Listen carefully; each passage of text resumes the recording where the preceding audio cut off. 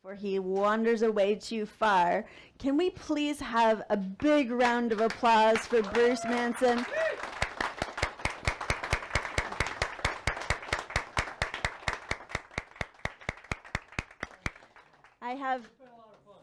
I have the honor of showing up here before you all do, and I get a chance to see every single year just how much, energy and love and attention he puts into getting everything all set up here, and the improvements year after year after year. I mean, man is an absolute treasure.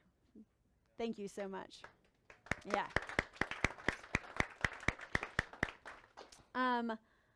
I was gonna ask him to turn on the forge for me, but I will do that for right now and then come back and introduce what I'm about to do.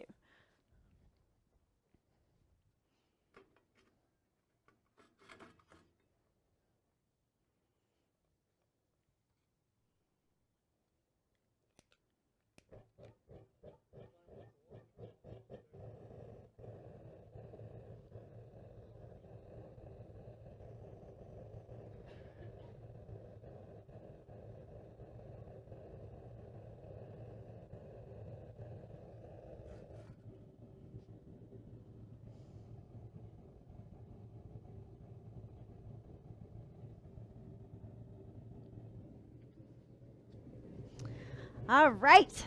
I am so delighted to be here. I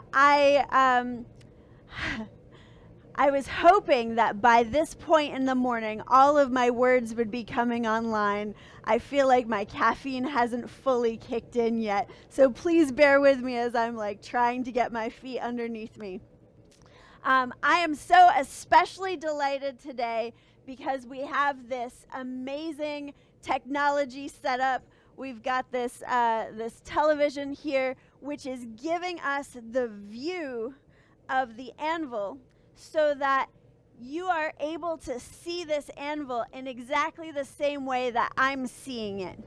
And for me, I've found that to be incredibly useful when it comes to teaching people, because so much of what goes into learning blacksmithing is learning how to read the metal and know how to respond to make sure that that metal does the thing you want it to do. We were talking a little bit earlier here, and there's definitely this really interesting thing that happens when you're starting off in blacksmithing, where it's almost as if you're in a group project with the metal, and sometimes that metal over-delivers, and a lot of the time the metal doesn't live up to expectations. And so, kind of tongue-in-cheek, we were talking about the fact that hopefully a lot of what I can bring to the table here is teaching you methods of telling that metal more clearly what to do so it can live up to its end of the bargain, right? All right, awesome. What we're going to be doing today is making a version of these pointers. There it is. I have this pointer here that I carry around with me all the time. Ooh, wait, can I show it up here? Heck yeah, I can. Look at that. This pointer I carry around all the time. I use it in part as self-defense because I'm working with beginners a lot of the time, and they're like, hey, look at this thing. And I'm like, please put it down on the anvil. I don't need it coming at my face. And so by self-defense, blocking, but also in terms of just pointing out what's interesting about something without getting my hands too close. If you are in any teaching role at all, I super duper recommend having one of these, but also in terms of what actually goes into making these pieces, there's a lot of really lovely fundamentals, and I would say actually here, and you can send those around, compare and contrast. One of the really interesting things I think about this particular project is that a lot of actually what's happening here is related to the Leaf Keychain project. The Leaf Keychain project is one of my very favorite projects because it really allows you to develop the skills of blacksmithing in a lot of precision. And I would say that this pointer takes it to the next level, right? So for me, when I'm doing this pointer, there's so much material management going on. So much of the, oh gosh, I can't let this material get too far that way because it's going to end up flattening out, or that metal will escape from being parallel, that blade part, right?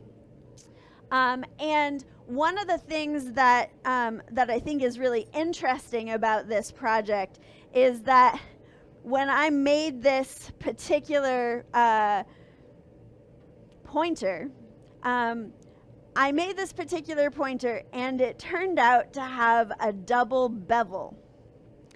And I gotta admit something that I'm not keen on admitting, which is when I made this, I had absolutely no idea how I managed to get a double bevel. No idea whatsoever. And it's only been in the last couple of months that I've been like, oh, it turns out that the double bevel is something that you can do by sort of making a mistake, right? The double bevel is really interesting because it ends up, it is something that if you're trying to get it, it's real easy to lose. And if you're not trying to get it, it's remarkably easy to get. So we're actually going to start off with the single bevel so that I can nerd out with you about all of the little details that go into like what I'm looking at and what I'm seeing. And then I will start the double bevel so you'll be able to see it.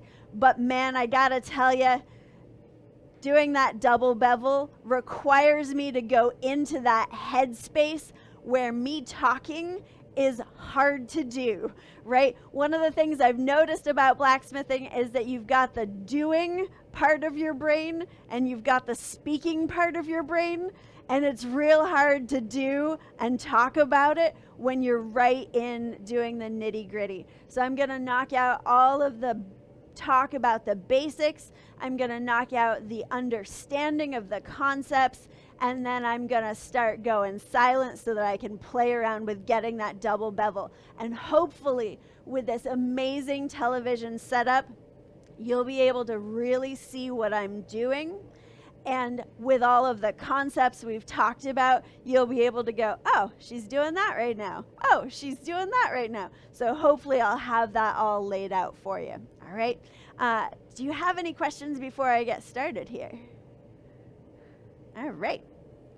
So one of the things that I think is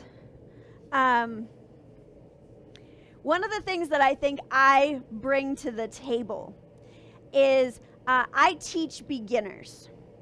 And so I've had this incredible opportunity over the course of the last 6.5 years to, on a almost daily basis, work with people who are brand new to the craft and get them to try to do something that they've never done before just by using my words and showing them how to do it. And that, for me, has given me this really cool experience of being able to see what works and what doesn't work and really hone in on what techniques seem to get through to people fastest. What I've personally found is that when I first started, I was like, okay, I've got the fundamentals down. Let me go do something more complicated. And I was always like looking for that next challenge. And what I didn't expect is that I hit the point where I'm like the most interesting, fascinating thing ever are the basics. Like this stuff, I'm like bouncing on my toes here. I'm so excited about the basics in a way that I never expected to be when I was first starting off. I was always chasing that next, how to make things more complicated. But it turns out that making things more complicated is just stacking the basics up in different ways, right? And so you need to know a little bit about how the metal moves and a little bit of the order of operations. And like once you have all of those things, this is just math. This is just adding things together, taking them away, and building whatever the heck you want to. And I think that's really powerful. Thank you. So, we're going to start right at the very fundamentals. First off, I want to mention, before we even get started in the actual blacksmithing itself, I want to talk about burns the way that I talk about burns, because I've never heard anybody talk about it this way. First off, has anybody in here ever been burned before? Awesome, awesome, nice work. So I bet you've had a chance to do burn treatment on yourself, right?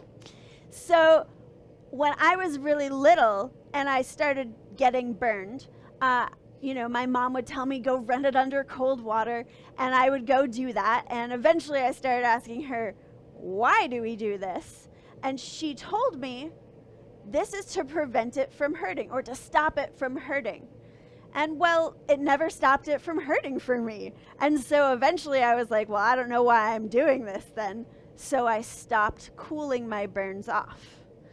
And I didn't really notice that my burns were not healing quite as quickly because I did that until I got into blacksmithing, and the burns that I was exposed to were a heck of a lot bigger, right? So there's this really interesting thing that happens. Mild steel doesn't even start to glow until it's about 1,000 degrees, right? That's so much heat energy in this thing, right? If it comes in contact with you, that heat energy goes right into your flesh and crucially starts to spread. That means even after you stop touching that piece of hot metal, it's still burning you. That heat is spreading and that burn is getting worse. So our top priority in those cases is to cool our flesh off, right? Best way to do that is going to be putting it in some cool water, right? Now, where I teach, what I have is a quench bucket, an easy access. And so I talk to people about like, hey, go ahead and swirl your arm, hand, whatever body part it is, in some cool water to make sure that you get all of that heat off as quickly as possible.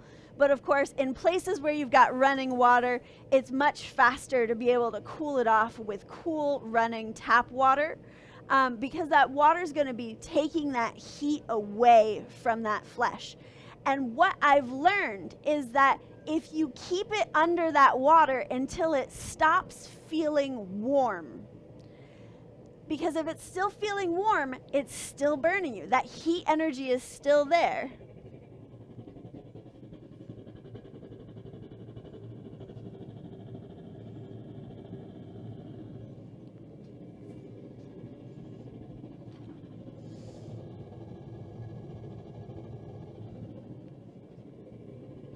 All right. That heat energy is still there. What I've found is by cooling my burns off as quickly as I safely can, I have ended up healing from my burns a heck of a lot faster than I otherwise would. And I've done this experiment on myself plenty of times. So I encourage you to think about just that heat transfer when you get burned, and consider cooling off your skin as quickly as you safely can. Obviously, the other major danger in a blacksmithing setting is also an advantage. The other major danger is stuff like gravity, right? Now, gravity helps us to forge more efficiently, but of course it also means that things fall, right? And oftentimes they will fall towards you. And what I advise my students is to do the blacksmith two-step. So if something looks like it's about to fall, I want you to go 1, 2, and let it fall to the floor.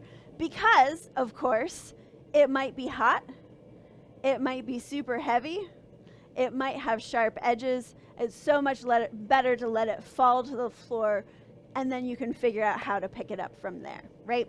But that gravity is going to help us to forge, right?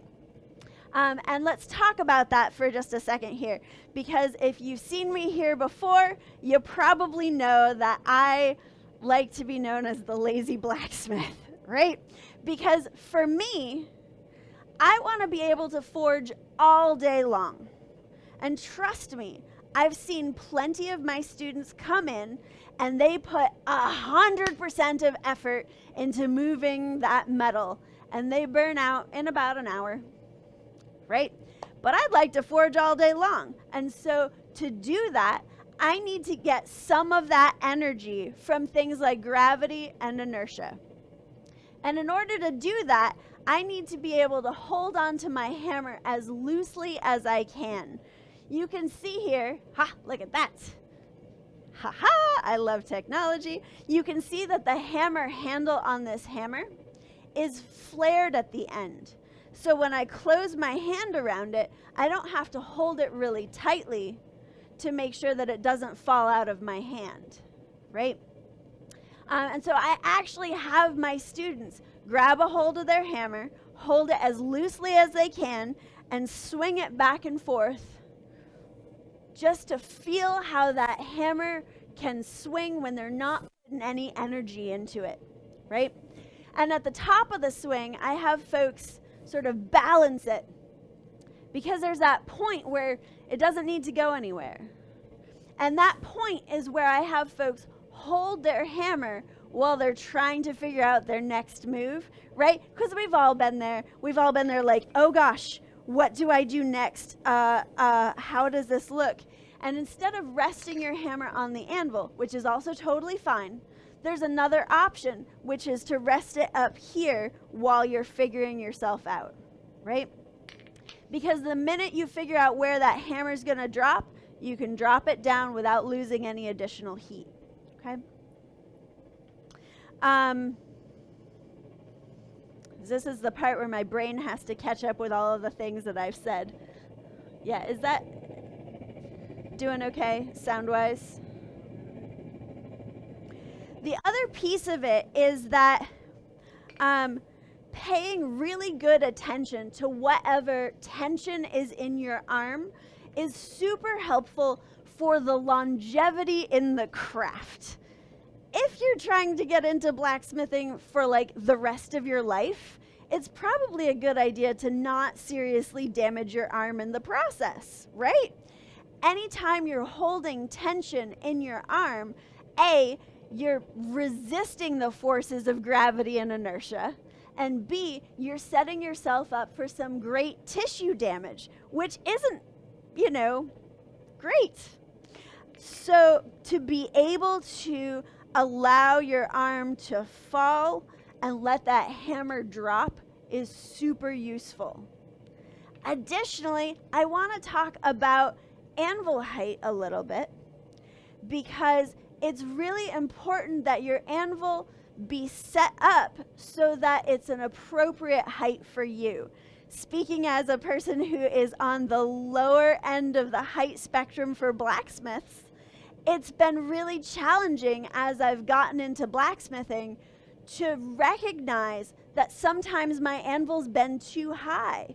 And so as a result of that, if my anvil's up higher like this, you'll notice that I have less space to make that hammer swing, less ability for that hammer to accelerate, which means I really want to have that anvil set at a height that is as low as possible for me to be able to safely and comfortably have my hammer land flat to the anvil when I need it.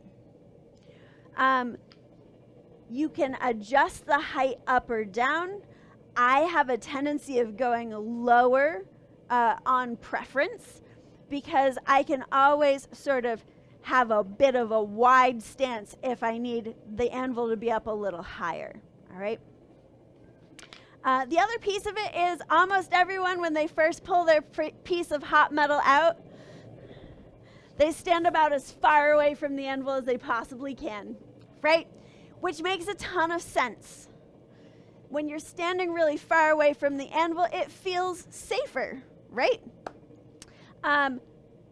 When I'm standing at the anvil doing comfortable forging, most of the time I'm standing at a little bit of an angle this way. My dominant hand, my hammer hand, is my hammer hand leg is close to the anvil on this side. This leg is back a little bit so that when I have my tongs can actually rest against my body to stabilize things. Aha, we have things going on up there. Ah, clever. I love it. By stabilizing my piece of metal against the tongs, or if I have a long piece of metal, that helps me to keep things stable at the anvil, which helps to reduce variables. Now, that's another theme that for me I think is very important. I want to reduce as many variables as possible so that I can really see and understand what's really happening at the anvil with my metal, okay? I'm going to check my notes here. And there's one other thing that I think is really useful. Because in order to get gravity and inertia to do their thing, loose grip, we want to be raising that hammer up a little higher and letting it fall, right? But the higher up you're raising that hammer, the less it feels like you can confidently hit the metal where you want it to go. Has anybody had this experience where it's like, I have no idea if that's going to hit in the right place, right? Here's one technique that will help that, which is make sure that your eyes are looking exactly where you want it to hit. I take, for example, if you've ever watched a cat who has a mouse in its sights, right? My cats, when they, see something that they want to pounce on, they are like totally focused. Their entire body is sort of focused on this one thing. Their eye gaze is so locked in that if I came in and I picked the cat up and moved it, their eye gaze would follow that thing. Their head might even move, right? That level of focus at the part of your piece where you want to be hitting is going to really help you hit with more accuracy, because it does this. If you're looking at the place where you want to hit and your hammer hits there, you're going to see that metal move right away. And if you don't see it move and you kind of feel that hammer go bouncing off the anvil, man, you know right away that it missed. I've seen so many situations where folks are hammering so quickly that they don't even know if they've hit the metal or not, right? And so that's another piece of it, which is slow down. If you can't read the metal between hammer blows, it's really hard to adjust so that your next hammer blow is going to be better, right? And listen, I get it. I see those TV shows where you got people who are just hammering like their lives depend upon it, but that's TV, and they're under a high-stress situation. I guarantee you they're not doing best practices in terms of their form. I bet those folks are pretty sore and tired at the end of the day, right? But our ideal here is for you to be forging in such a way that you're not hurting yourself. You're moving that metal absolutely effortlessly, okay? All right, let me check my notes and make sure I'm remembering all the things. Okay, So when we're talking about moving the metal's going to move where it's the hottest or weakest. And the first step in our process here is going to be making a point. Little secret, points are so fascinating. There is so much going on in points, and they can be really frustrating for a beginner blacksmith because there's so many variables, all right? So we're going to talk really briefly about how that point gets shaped. I'm using a piece of clay, which is going to help me show you exactly what I'm seeing so that you can see how I'm reading the metal. When I hit on the very end of my piece of metal, I'm smushing it, right? The end of the metal is getting thinner and wider, but in order to make a point, I want it to be thinner and thinner. So I hit down and then rotate it over so that that now wide section is tall. And I want to hit down on that. I go back and forth between just two sides, hitting at the very end of my metal. All right, let's break that down just a little bit further. The only important part of a point is the very end of the metal, right? Makes sense? A lot of folks will line up their hammer so that this far edge is right up against the edge of the metal. Can you see that? Yeah, you can see that. Fabulous. But what happens there is that the center of the hammer is here. So if you line it up with that far edge of the hammer lined up at the edge of the metal, it's hitting, half an inch, 3/4 of an inch back from the end. If I'm perfect at rotating that full 90 degrees and hitting in exactly that same spot, I'm going to get something, but it's not going to be even remotely pointy. Right? So you can see how I've got this blob at the end. This is not a point. I'm not even hitting close to the end. I need to move my hammer so that the center of the hammer is all the way out at that far edge. And I can get a point really quickly. Right? What happens an awful lot, is it pretty clear to see this? It's gray on gray. I should have chosen a different color clay here. One of the things that will happen, and I'm going to go a little extreme so you can see this. One of the things that will happen pretty often is that folks will hit on one side and then go to rotate it to that other side and not get quite far enough, right? And so what you'll see as you're looking down is this is at an angle. When we're doing this in the hot stuff, the metal can be glowing so brightly that it's really tough to see any of those landmarks. The only way that we can really tell what's happening here is instead of looking at the metal itself, we're looking at the space that that metal takes up on the anvil. And you can see here, it's taking up kind of a large space. When I roll it all the way over, it's really narrow. And so if I'm a beginner and I'm sort of learning how to get it all the way over, take your time. Roll it back and forth on the anvil until you can see that it's lined up straight up and down like this, right? Because if it's not lined up straight up and down, here's what's going to happen. You're going to hit here, and your metal's either going to twist or it's going to move in such a way that it's not going to forge in, which is what we're looking for, right?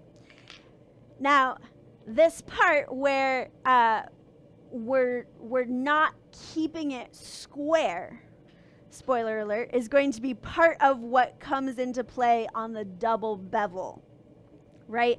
Because what happens here so frequently is that folks will end up getting sort of a diamond shape because of how they're forging.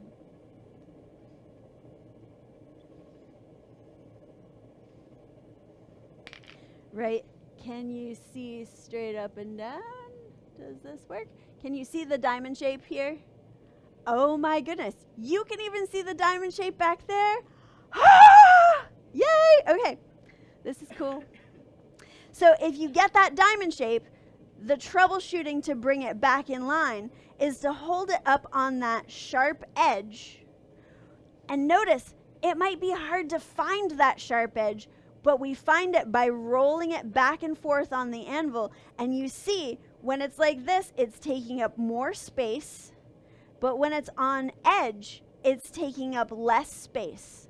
So we want to hold it so it's taking up the least amount of space on the anvil possible and hit down on that edge.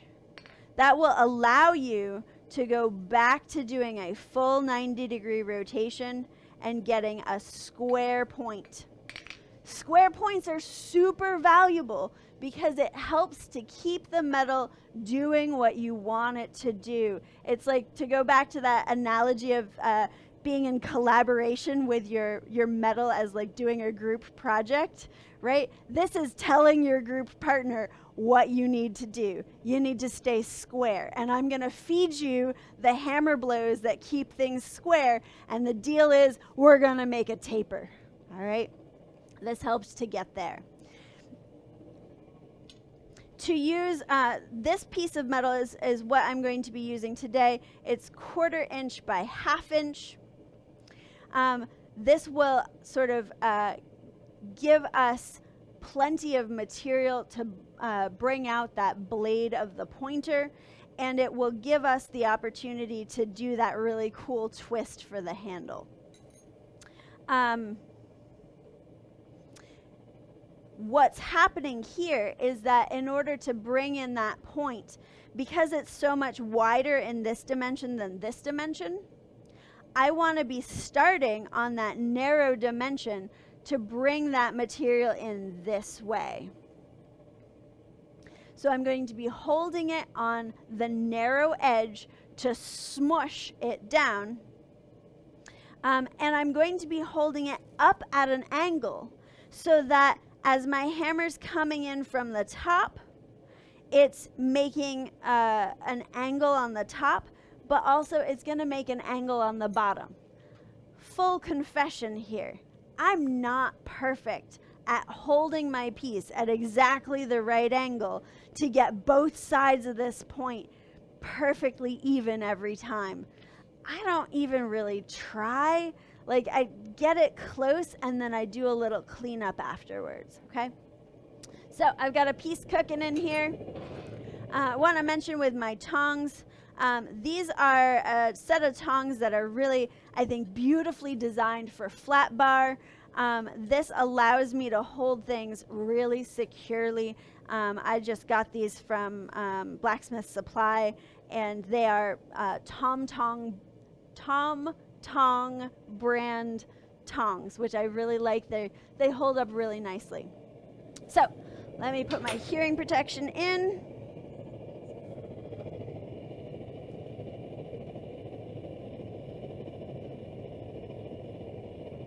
Pull this guy out.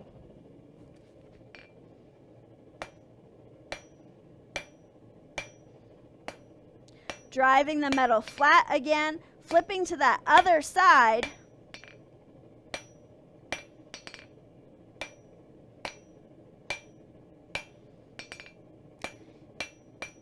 So you can see here already, this side is in a little further. This side is in a little bit, but it's not even across. When I flip it up, oh, I got a little bend in it. I'm going to flatten that out. I want to make sure that I'm driving it back to parent stock thickness. So as I'm hammering down, of course, it's getting wider, and this is pouched out a little bit. So I want to drive that back. Pop it right back in.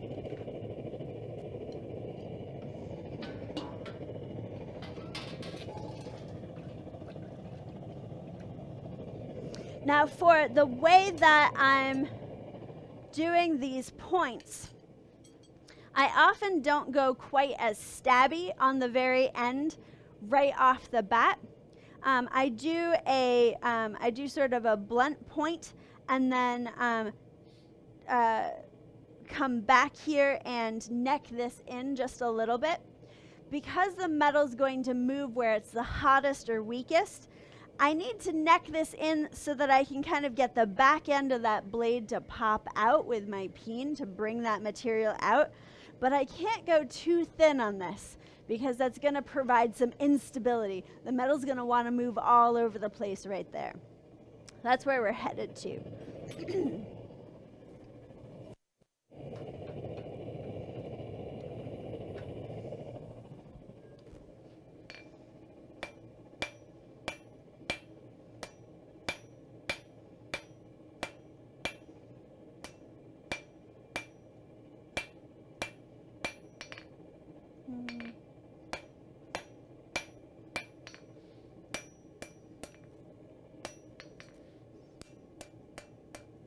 All right, so one of the things that I'm seeing here, from this side, the point looks pretty even on the end. It's a blunt point. On this side, it's really interesting. You see how this corner hasn't popped out quite as far. That indicates to me that I have a little bit of mass further back here. And if I look on the side, you can see that mass is popping out here. If I hit right there in the next heat, it will pop into that space, or it stands a chance of popping into that space. I might have to manage it a little bit, pop it right back in.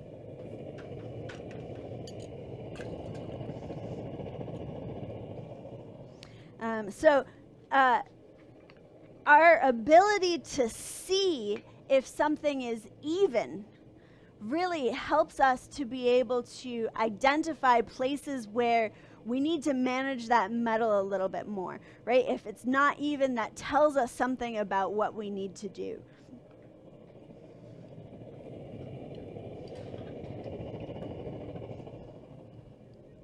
I am personally, because I'm teaching in a learning environment, it's my general policy to cool off my tongs between every round. This is not necessarily practical or realistic or maybe even a good choice for other folks.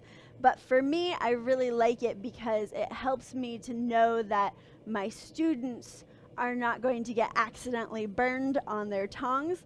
I have gotten one of my worst burns by taking a hot set of tongs, setting it down on the anvil, and then reaching for a tool right here. And this inside of my arm, I think I still have the scar there. Tongs can get just so insanely hot. All right, so we're gonna find that spot where it was not popped out and bring it out.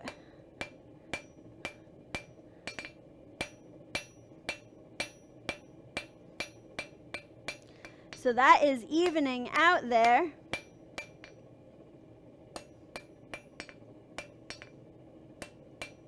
All right, we are in good shape to go ahead and neck in a little bit further back. Toss this back in.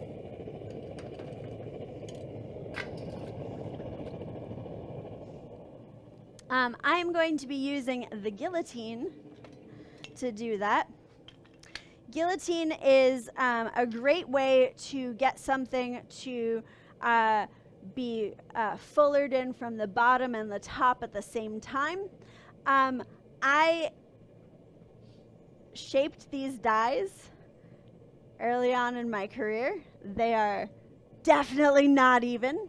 So what I do to help mitigate the fact that the radiuses are not quite even is I hit a couple times on one side, flip it around and hit a couple times on the other side. The other piece of this is that when I put my piece of metal in, I have the top die that has a heck of a lot more energy than that bottom die. And so I might get it to go in a little bit further on the top side than on the bottom. And so by flipping it around, that also helps to even all that stuff out. All right. Look at that. The process to put something into the guillotine, you pick up your piece, you pick up your hammer, you pick up the top die. All right, set it in. Your hammer's already in your hand. Let's see if I remember that when I bring it out. I'm not going to do a very long blade on this just for time's sake and the fact that I can talk and talk and talk. But I want to make sure that it's about even.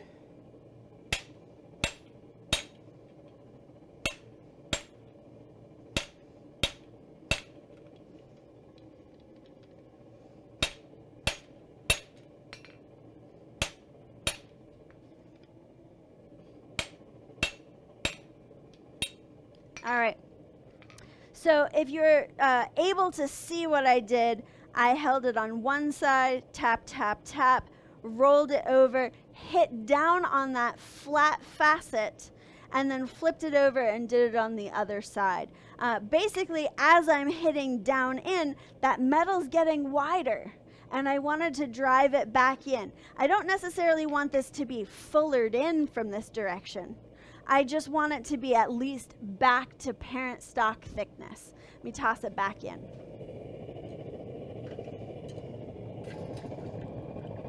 It's funny, I did a couple example pieces as I was preparing for this demo. And, I was testing out different sizes of material, reminding myself of, how the material is moving and getting distributed. And I was a little bit overzealous on this 3/8 inch round version of it. And I ended up abandoning it halfway through because it was just wobbling all over the place. This section here is so narrow that it's gonna bend there first. And as a result of that, the metal fatiguing that will happen in that narrow section is wildly outside of what I'd like, right? When I talk about doing the leaf, if you've been here for previous demos, when we neck in for isolating the mass on the leaf, I talk about how we don't want to have just one tiny area that's really thin, because that's where that metal fatiguing is going to happen.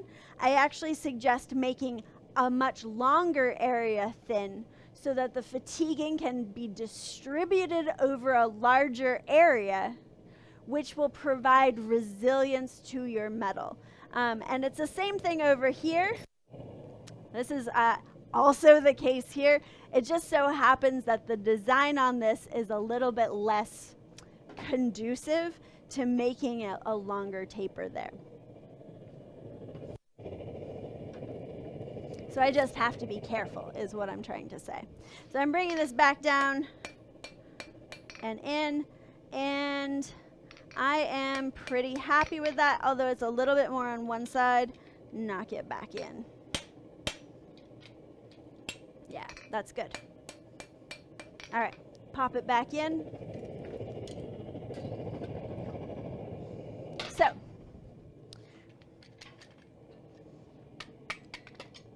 my next move is going to be starting to get that bevel. All right. Now, because I've got that really narrow section just behind that blade, I need to pay really close attention to how I'm holding my piece, because the minute that I have something that's flat,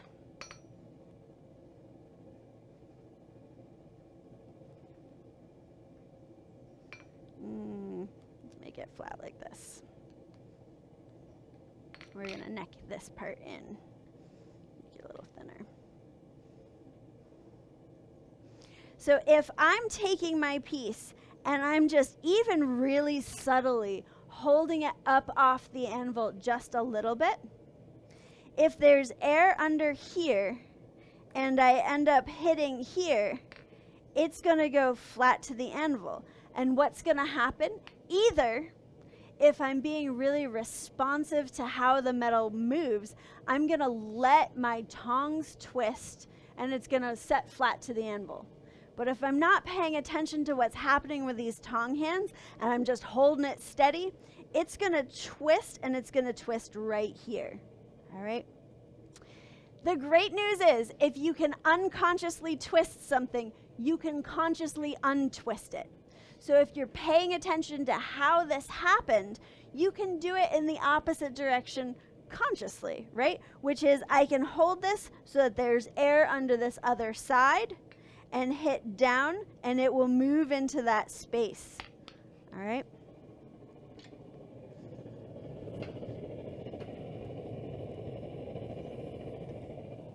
So I'm bringing it to the corner of the anvil here, and I'm setting my hammer down at an angle.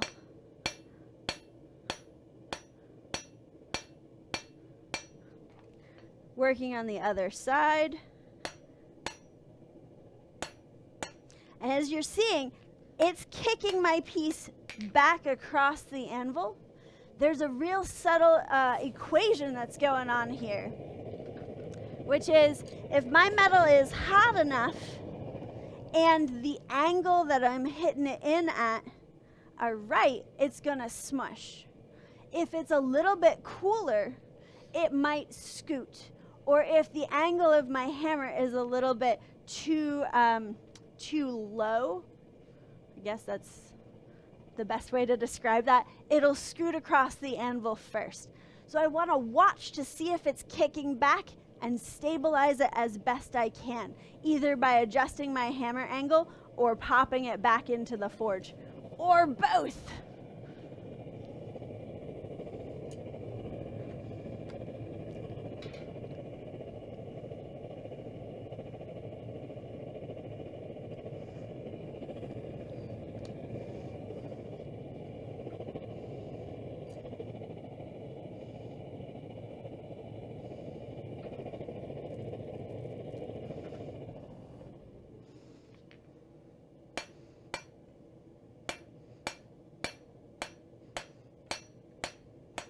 So I've adjusted my hammer angle so that it's not moving quite as much.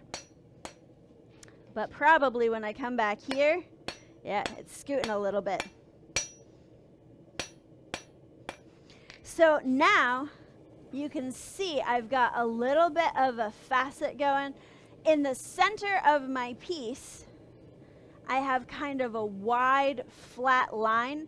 That's where that the center line of my bevel is going to end up. But before I go too much further on that,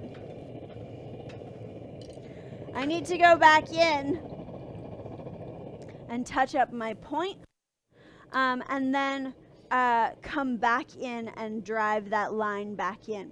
One of the things that'll happen is over the course of doing this, you'll notice that that line ends up wandering back and forth.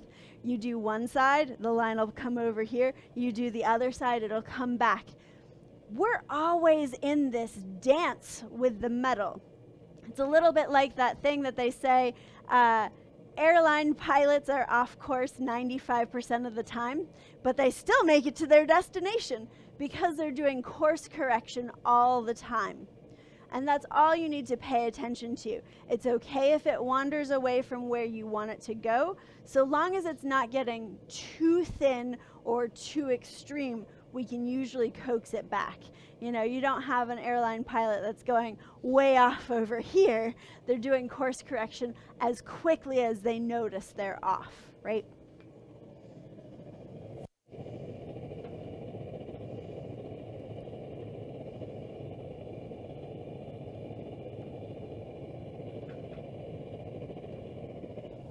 So back in to doing that point. and back over to do that bevel. I've noticed in my experience that this heel of the bevel, I have a hard time pulling that out at times, so I want to focus a bit more over there. This far side I haven't done quite as much work on. It got a little cool as I was going for it. So you can actually see that the whole piece is kilted a little bit off to one side. I've stretched this edge just a little bit, and so it's making it a little off center. When I hit on that other side, it should all even out.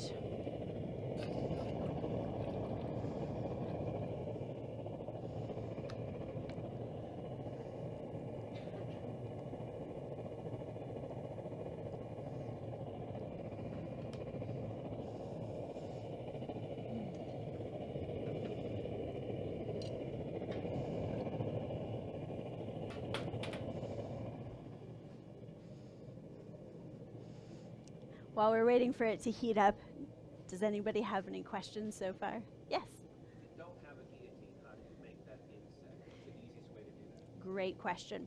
So, what was that? Sorry, yeah, thank you. He said if you don't have a guillotine, what's the easiest way to make that inset? And the sort of long answer is to go back to that course correction, is that you're just taking your time and sort of sneaking up on it. Because as you're hitting from one side, you're sort of removing that inset a little bit from the other side. And so the trick is you're hitting from one side, and before it gets wiped out completely, flipping it around and doing it to the other side. So it's just a little bit more time and attention you need to bring to it. I once witnessed this incredible blacksmith do a isosceles triangle at the end of a bar, which is to say, my gosh, isosceles triangle. That's all sides are even, right? Equilateral triangle. Okay, cool. So that ends up meaning, we'll call that equilateral. That ends up meaning that when you're working at the end of the bar, you can't get fully 90 degrees because you're going to run into your bar there. And so necessarily you're going to end up with either some bending or a little bit of material that's not being driven out into the corners at all the times. And literally the only trick to it is keep working at it until you get all of the parts and pieces as well balanced as you can. And so like we're talking like next level paying attention to the details and just like working it back and forth. Great question. That's a little bit of what this particular project is like working those details back and forth and course correcting. You know, there's nothing particularly challenging about this project. It just takes time and attention.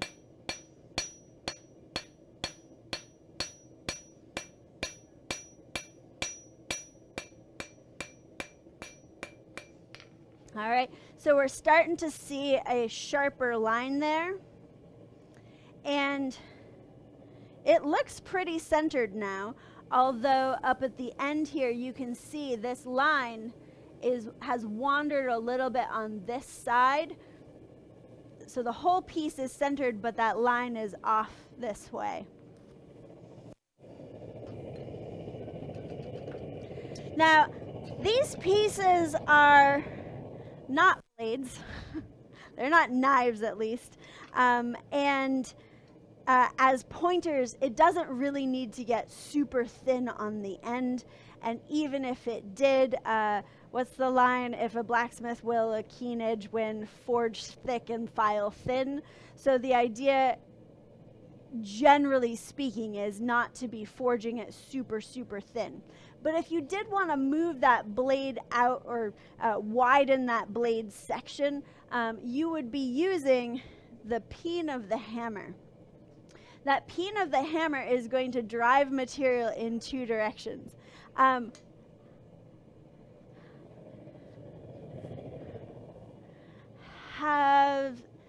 everybody here heard about the cow plop theory of moving metal? Okay. So this is not my theory. I heard it first from Mark Asprey, but here's my telling of the story. I grew up in a very rural area. They'd let me off, the school bus would let me off at the top of the hill, and I'd have to walk through the cow pasture on the way home, right? I was about this tall, and I crucially didn't do my own laundry, right? And so, you walk through the cow pasture, you're on your own, full of mischief, and you see a meadow muffin. Nice, fresh, y'all know what a meadow muffin is? All right, meadow muffin, fragrant, fresh, moist. And what do? You're this little and you don't do your own laundry, you just jump in it. And it splashes out in all directions. It's real satisfying, right? And that one day that I happened to have a baseball bat, and I walking home with it, and I see this beautiful, fresh, very, very wet meadow muffin, right? Take that baseball bat, thwack, right? What happens? It goes in two directions, away from that baseball bat, right? And so, of course, we have the hammer that has the feet end and the baseball bat end. This end sends the material in all directions. This end sends the material in these two directions. That helps us to really direct the material. And on the anvil, of course, we have the same sort of setup. The face of the anvil is also the feet of the anvil. And the edges are also baseball bats. And the horn, it's interesting, because the horn's kind of a baseball bat and kind of feet, depending upon where you're hitting on it, right? So you can make something super flat by doing feet to feet. You can elongate really quickly by doing baseball bat to baseball bat, right? And you can balance between the two of them by maybe using the peen on the face of the anvil. So you can move the material with different speeds and different techniques that way. What did I say I was doing on this next? I don't remember. Oh, I'm moving that line back. All right.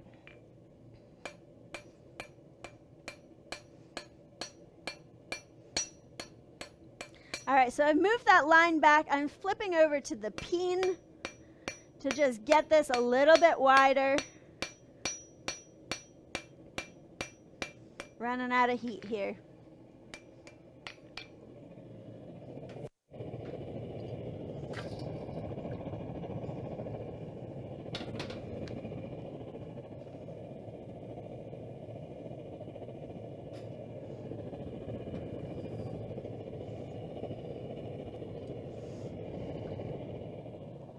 So I'm seeing this in the forge, and I wish I had taken a second before putting it back in to show you. As I'm looking at the sides of that end, where I used the peen on this side, you can see that that edge is a little wavy. That edge has come out just a little bit.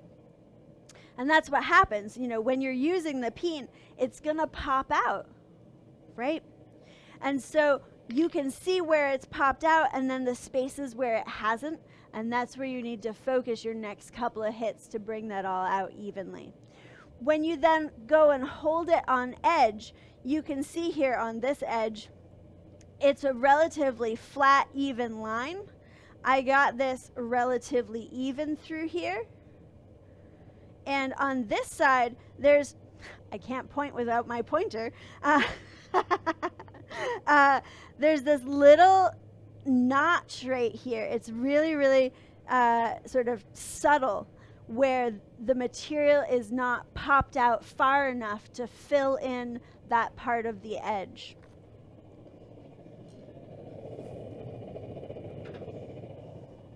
So see, it's popped out a little bit. That means I need to hit right here to pull it out. And on this side, you can see it popping out just a little bit as I'm going.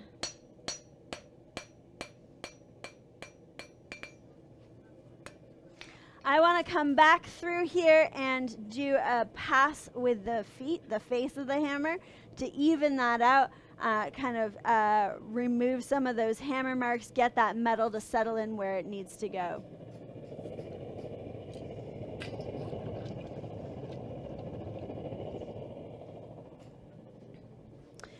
One of the things that when I'm doing the leaf shape,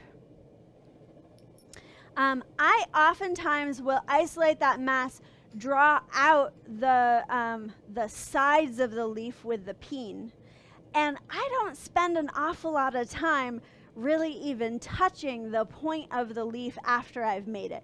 Like, I kind of flatten the leaf, and then basically my hammer doesn't touch the end here again at all. But what you can see is, as a result, the metal is sort of pointy here, and it sort of comes in just a little bit. If we flip it over, you can see that that point is a little bit thicker than the whole rest of the piece.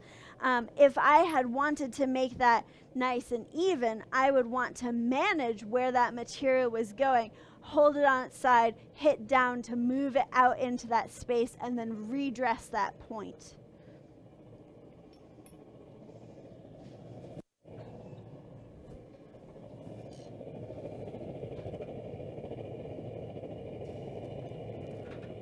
All right.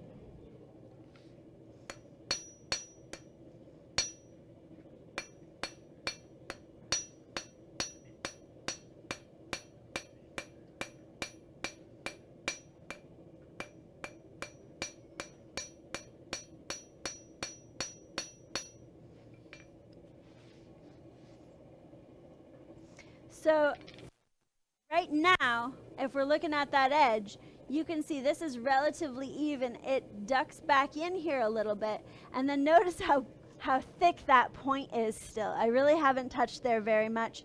You can see again, it's off center again, and that line is starting to wander a little bit. So I'm tossing it back and forth as I'm going, just to pull that out.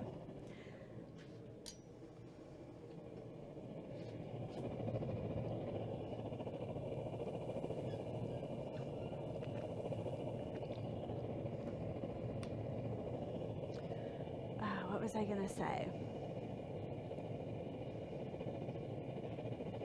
The especially nice thing about the thinner you get your piece is that it definitely heats up just a little bit faster every time.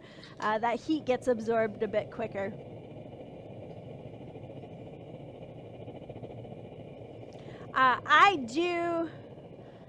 I find that it's a little bit more challenging for me to get these corners to pop out the way that I want them to. For some reason, for me, it's hard to see that they are not going out as far as I want. Like, I have a blind spot there or something.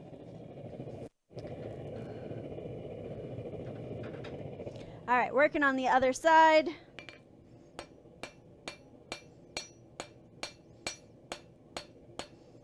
And I can see that edge evening right out.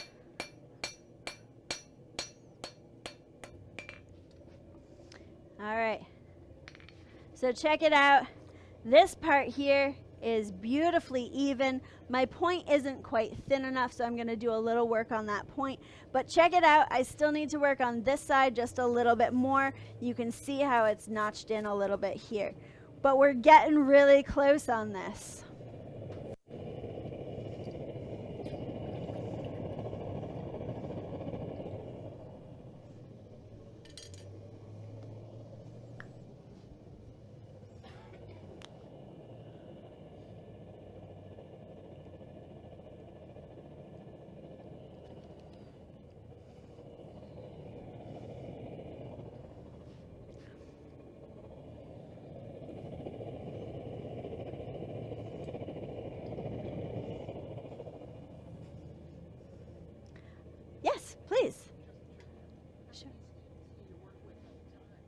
Great question.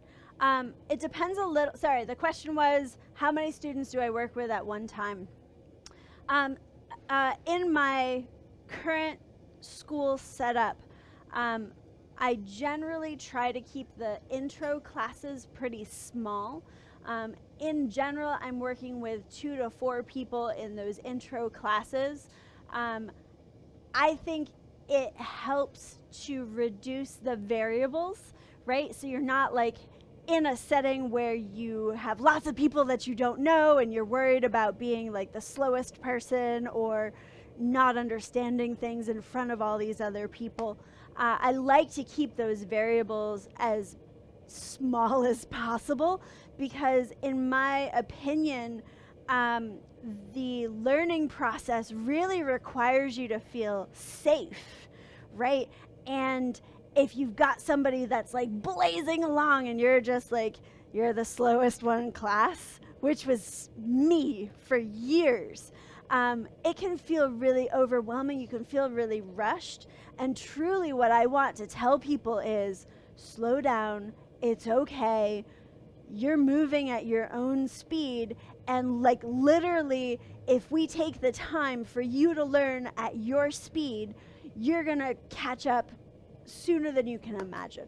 So I try to keep those class sizes relatively small, but I am moving into offering my own larger group classes.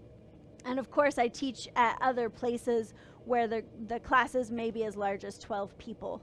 So, which is a totally different dynamic and a lot of fun too. Great question.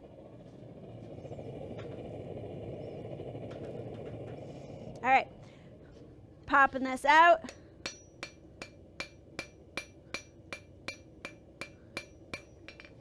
Working that point just a little bit.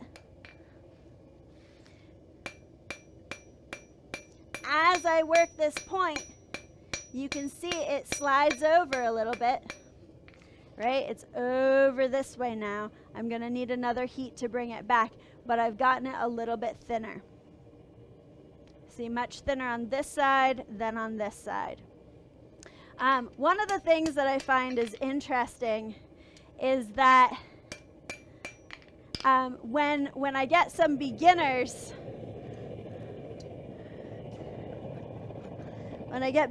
that are blacksmithing with me, a lot of times, you know, they will watch how I look at my metal. And if you're not seeing what I'm seeing, like with this, it can be tough to tell exactly what things I'm looking at. So I know the material enough to know that, oh, if it starts down here like this and it's really thin here and it came from one bar, it's probably the case that this side is wider. Like that's just ingrained in me at this point. But if you're a beginner, you might not have that internal like sense for where that material is. So it's totally normal and expected and required for you to look at it, you know, roll it over and like check it out from both sides, really try to get a sense for what you're seeing, right? And there should be no shame or fear in really looking at that piece of material, because that's how you learn that part of the process. That's how you learn to read the material. So I've moved it from one side, gonna hit right on that point here, pop this right out.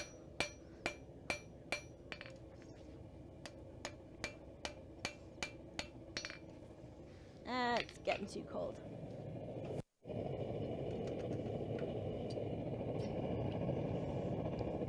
So there's this really fun territory here called the 1 to 5 ratio rule.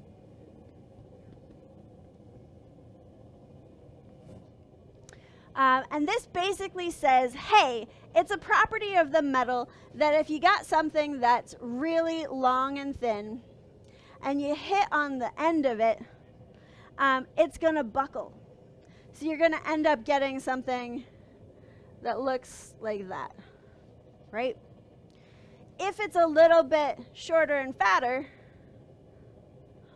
and you hit on the end of it, this is looking lengthwise here.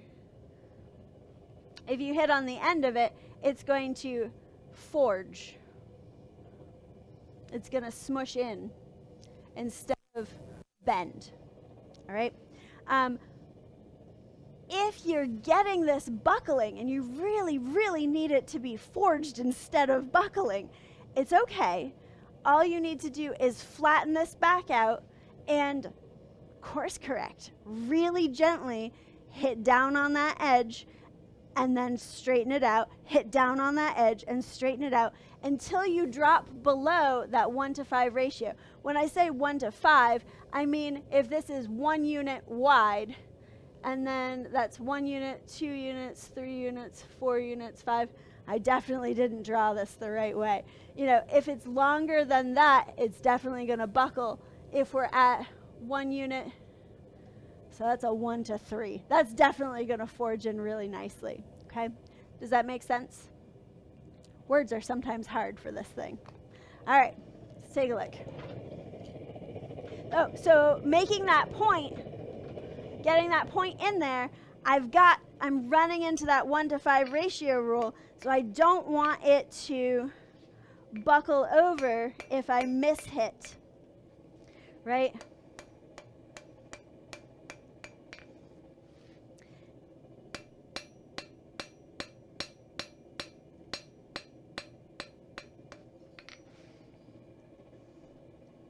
All right, so we are getting close enough for government work here. I'm going to take one more heat on it, just because it's hard once you can read the metal to leave something undone. And so I can see just a little waver on the side. The point is still a little bit thicker than I love it. So I'm going to just touch that up one more time. And then we're going to work on drawing out the back a little bit further.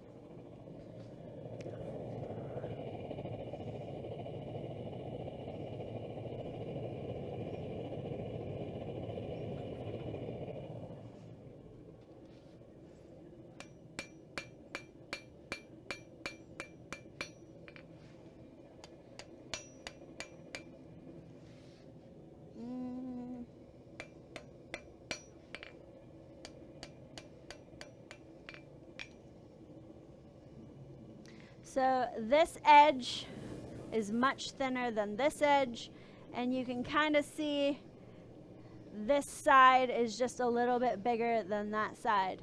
If I was doing this to perfection, which I'm not, I'd take another couple of heats to draw that out and thin it out. For most people, they're not going to notice this. They're going to look at it and be like, wow, that's really kind of cool, right? One thing that I want to mention,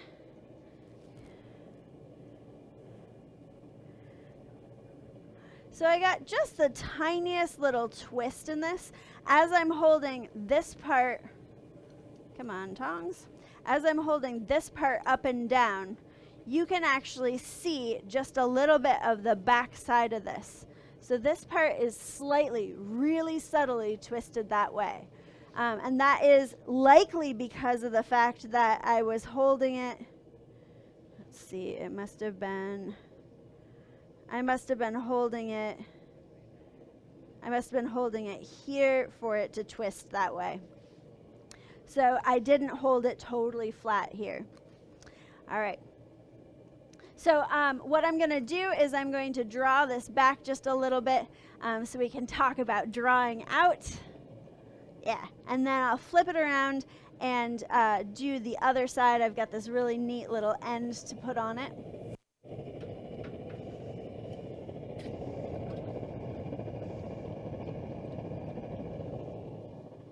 Now, we know all about using the peen of the hammer to move the material in 2 directions. When we're doing that drawing out bit, we want to be moving the material in 2 directions, so we want that peen to be coming in perpendicular to our material. To say that with material, if I want this to go longer, I want to be hammering with that peen landing across my piece, right? It's getting longer. If I actually do this a couple of times, you might be able to see it grow in length. You see that sort of scooting across the anvil, right? It does get a little wider, but the majority of the action is making it longer, okay?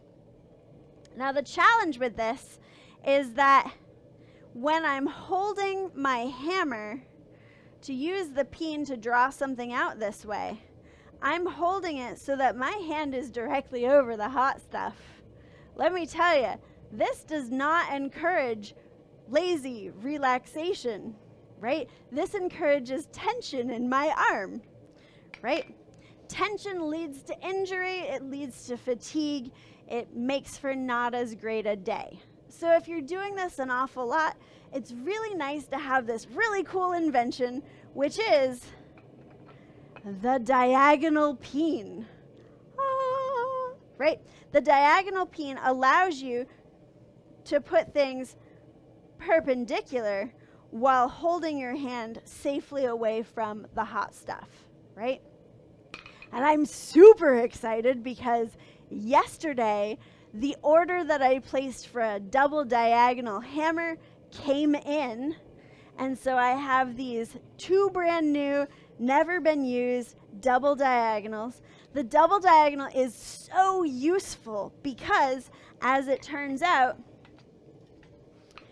it's so great to have a single right-handed diagonal to draw this out. But when you're trying to, do something the other, yes, when you're trying to make that leaf shape, and you're trying to draw that leaf shape out, all of a sudden things get really sticky because your tong hand is out here and your peen is going this way. You got this really weird stance. It doesn't feel stable. It feels really strange. So instead, we have this double diagonal, which will allow you to, which will allow, there you go. See, it's a brand new hammer. I haven't figured this out yet. Which will allow you to open it up quickly and easily in this direction. And it allows you to draw it out. See, I love that. I was automatically going back into that stance, and it's like, no, let the tool do the thing for you. So I did not know that double diagonals existed. Somebody was like, oh, you have a bunch of students and you're never sure whether they're right-handed or left-handed? What you need is a double diagonal. And I was like, yes, that's exactly what I need. So I'm super excited for this. I got this from Blacksmith Supply, and word on the street has it that they've got quite a stock right now. So I'm super excited and excited to get more for my students. So in terms of drawing out,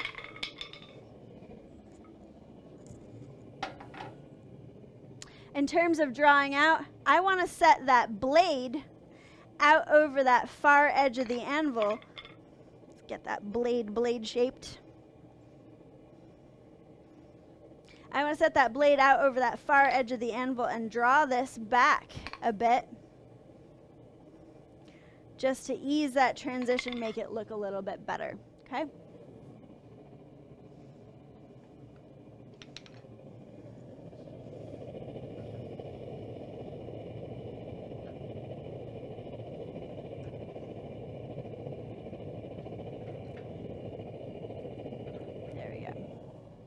Out over that far edge.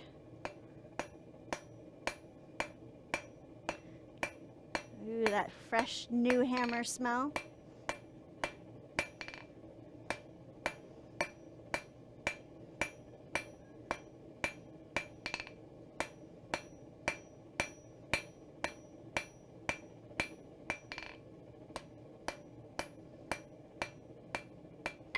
All right, so as I'm going, I'm working it back and forth from 2 sides, and then because it's getting wider, I'm bringing it back in. This technology is super awesome because we can see a really cool thing happened. Without any work on my part whatsoever, this little blade end kicked up. And that happened because as I was hitting on it, it was not supported by the anvil, and the shock waves traveling through it bent that metal up. This happens an awful lot. It's wild to observe because you're literally watching the effect of the shock waves of your own hammer hitting the metal. I'm such a nerd about that sort of thing. So we're going to draw that back a little bit more, even that out, then flip it around and do the other side. Other questions? If you don't ask questions, I'm going to dance. Not sure how you feel about that, so.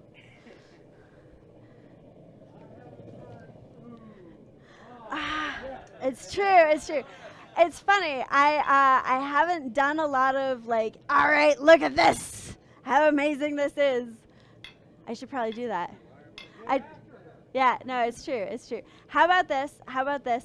We'll neck in just behind the blade, and before we flip it around, we'll do an ooh-ah. How about that? That'll be nice for my soul.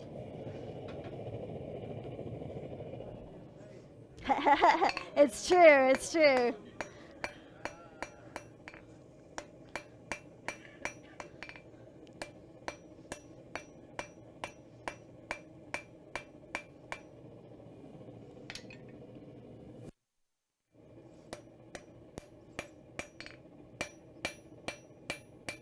Did you see I accidentally knocked this corner in just the tiniest amount? How excited am I about that? So thrilled. Just thrilled. Thrilled is a great word, yeah. When I have a piece of material that's bent like this, what I want to do is I want to flip it so that the arch of the bend is up, and I want to hold it so that I can't see the arch as I'm looking down on it, and I want to hit in the middle where I know that arch is. If I raise my hammer high enough, which is usually about this high for material about this small, 1 or 2 hits, it's going to flatten right out to the anvil, all right? If your metal's too cold, it might end up bouncing just a little bit and not straightening out the way you want it to. Let me pop that corner back out. Oh man, I said I was going to finish this and then, ooh, ah. All right, one more heat.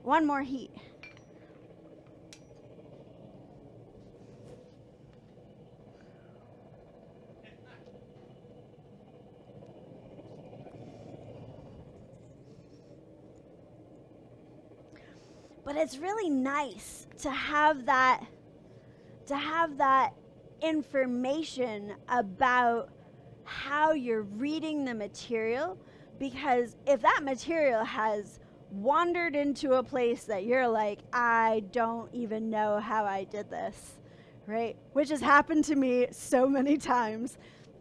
It's so nice to be like, oh, I accidentally hit here, which means it looks like it's notched in this way, but if I flip it on its side, you can see that it's a little wider here.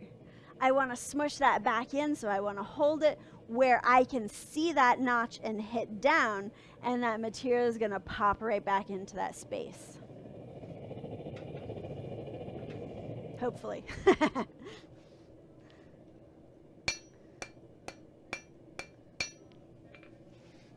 Hopefully, she says.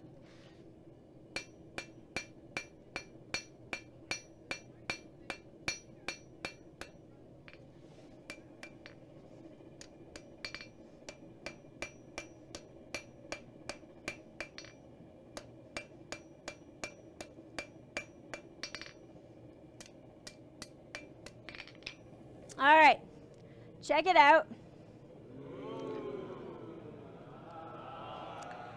You are such a good audience. I appreciate you so much. from here, what we're going to do is we're going to flip it around and start working on the other end. Just for a refresher, the other end looks like this for the camera. I want to switch my tongs. Now I got some cool tongs here. Pop these back in here. Got a couple of options. These here are in the wrong spot. These here are Z tongs in the sense that they kind of go up. They're offset here. When I go to grab the blade, that blade can sit right where the tongs would normally be, and that means that I can grab even further up in the piece and it can slide past. This gives me a lot of control, and it allows me to grab wherever I need to grab so that I'm not doing damage to parts that I've already forged.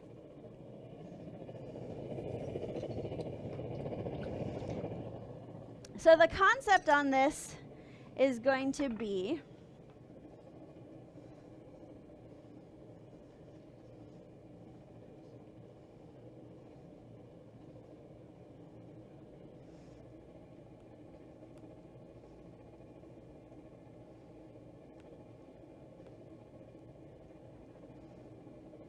getting this clay all prepped up here.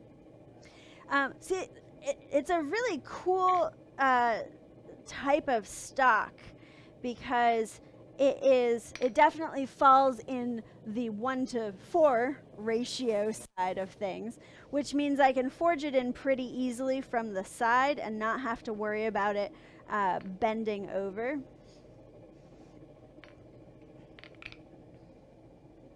What I'm going to be doing is a half-faced blow on the near edge of the anvil.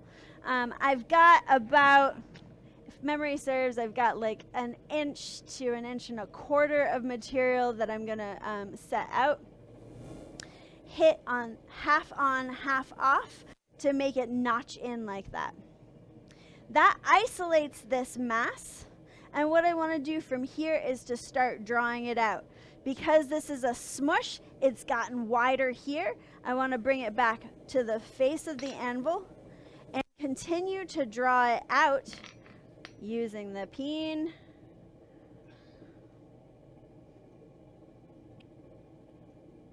Until it's nice and straight and long. Put a point on that, round the whole shebang out, and put a curly Q on the end. This part gets kicked out at a 45-degree angle, and then the whole bit gets rolled back around. All right.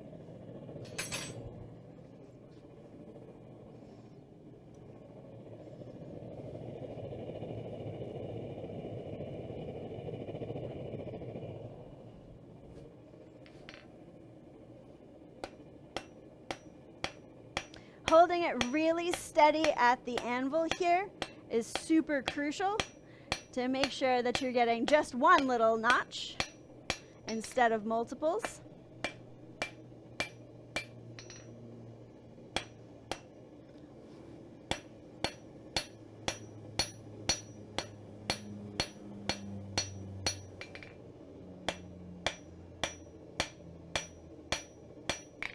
Check it out. As I was working, my piece of material bent just a little bit, right? And you can see that the top part here is no longer totally in line with my piece.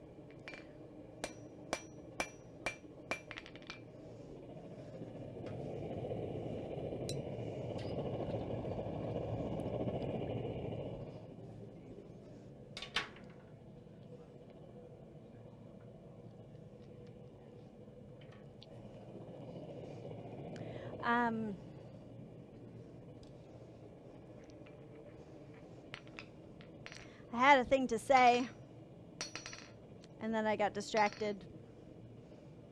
I don't remember what I was. This is as purchased. But I am on the cusp of getting some handles made from a local handle maker to sort of match some of these profiles. I have not found hammer handle blanks that I love, and I'm becoming really snobby about my hammer handles. So I want to make sure that I am, because when I'm teaching, I've got people that have really big hands and really small hands, and most of the hammer blanks are designed for people with larger hands, which means that I'm doing stock removal to make them small enough for the folks with the smallest hands. What I especially love about the shape of this is that for the folks that have the larger hand, they can grip further back and feel a comfortable grip. And folks with smaller hands can go further up. The challenge, of course, is the fact that the higher up you grip on the hammer, the more control and the less power. And the further back you have, the more power, less control.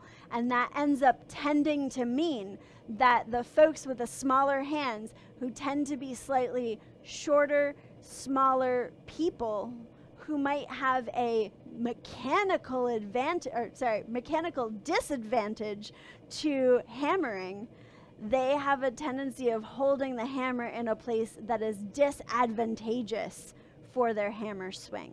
So having hammer handles that fit different sized hands is like a direction I'm heading in. Uh-huh. Believe me, what I'm headed towards is being a hammer concierge. Like, oh, your hand is this big? Allow me to show you our lovely selection of hammers, because I think it's real important. Yeah, that's a good question.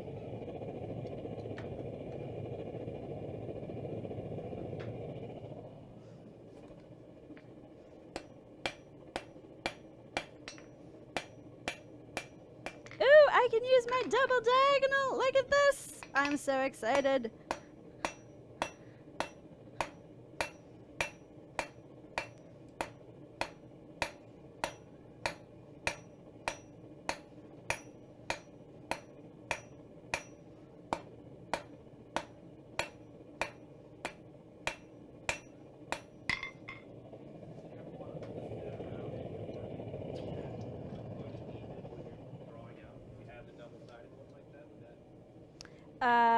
This way? You'd be offsetting, right? If you're going one way or the other with that angle, you're pushing one way with one angle, and if you flip the hammer over, it would flip the angle that that was striking.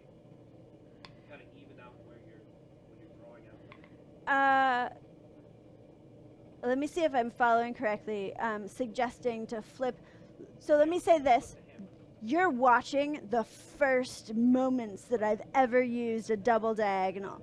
So I haven't developed this is all brand new. Yeah, exactly. But for what I'm doing right now, I want to focus on drawing it out in two directions.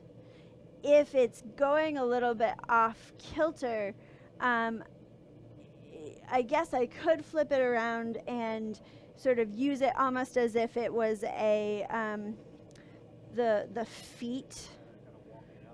Yeah. I don't know. Let me think about that. Yeah, right? Exactly. I love it. Let's try it. So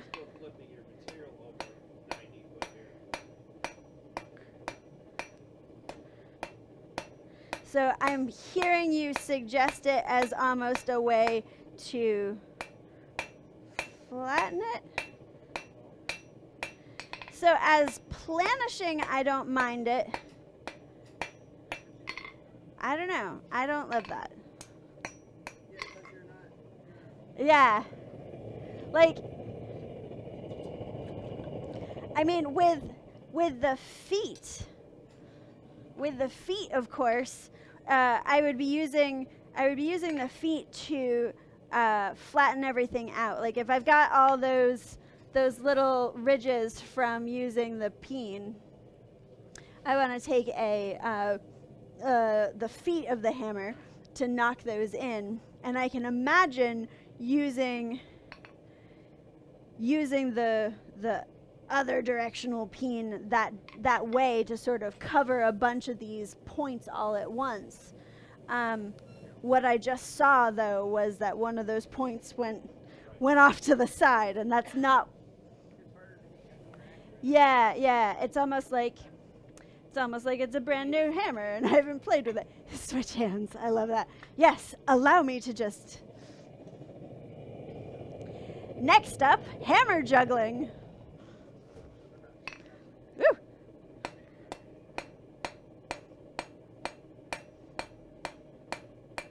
Ooh, something cool is happening here.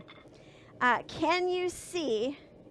So what's happening is up at the top here, I am getting off on that diamond shape, right? It's just sort of squashed off to the side. So in order to drive that back in, I want to hit right on that corner there with the face of a hammer. So that when I flip it back over, you can still see the tiniest, barest notch of what I was hitting on, but mostly that's been driven back in. So checking out those edges and seeing if you're seeing any of the facets of the side, like showing their faces. Unintended pun. I love it. And then just driving that back in. It's interesting because doing this drawing out action, because as I said, this is the first minute that I'm using this. Doing that drawing out action, I would normally be switching between the face and the peen. And I'm finding myself a little frustrated because there's not a face on this side. So, go back to this for a bit. Not this one. Let's do my single face. So I like coming back in and drawing it out so that I can see where I need to hit next.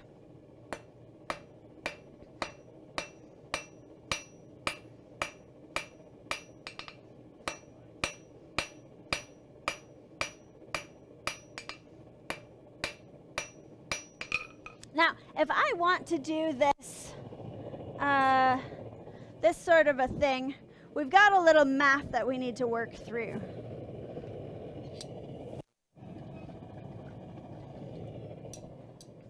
Which is, supposing this whole thing was about 1 inch in diameter. This whole thing was 1 inch in diameter. And this thing, this little curly Q here, was like roughly 1/3 of 1 inch in diameter. I'm trying to make the math as easy as possible. All right? So we've got to get, let's try something in a different color.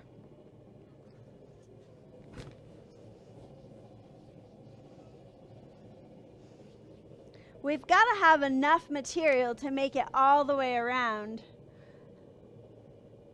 and do the little curly Q. So there's 2 pieces. There's this section here, and then there's this section here. We need this section to be roughly 3 inches long to make it all the way around a perfect 1-inch circle. So that's 3 inches. That's because circumference is pi, which is 3.14, blah, blah, blah, blah, blah, times the diameter, which we've stipulated is 1 inch, right? So that's roughly 3 inches. And then over here, if it's 1/3 of an inch across, we're making it so that it ends up being, roughly speaking, 1 inch. All right? But we're going to be forging this square, and we need to take it from square through octagonal to round. So square to square, knock down those corners to make it octagonal, Every time I'm erasing material, that piece is getting a little bit longer to round, which is just basically an approximation of a circle by knocking down all of the remaining edges, right? The transition from here to here is roughly an additional 20% in length, roughly. So we're talking about, instead of it being 4 inches long that we need, we only really need it to be 3 inches long square, give or take some, all right?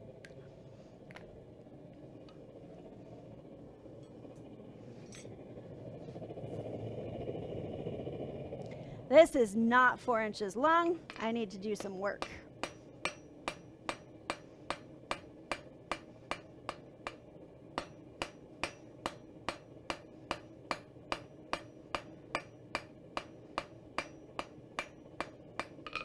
One of the fastest ways that I can gain length is going to be in making a point at the end.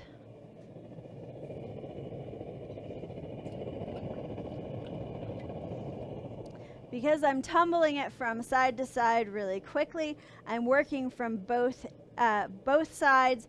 That ends up adding heat in because I'm basically applying force really quickly from 2 different directions. Sometimes I've actually been able to see my piece glow even brighter, which is a really cool effect. If it happens to you, I guarantee you'll notice it. It's really neat. So I'm going to put a point on the very end of this.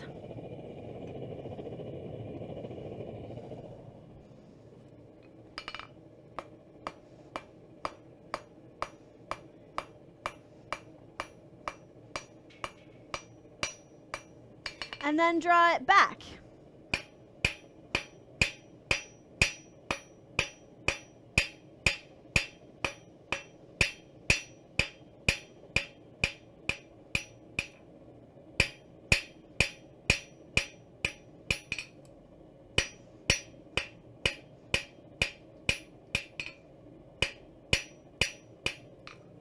All right, we're getting closer. I'm going to take one more heat on it and then start rounding it out.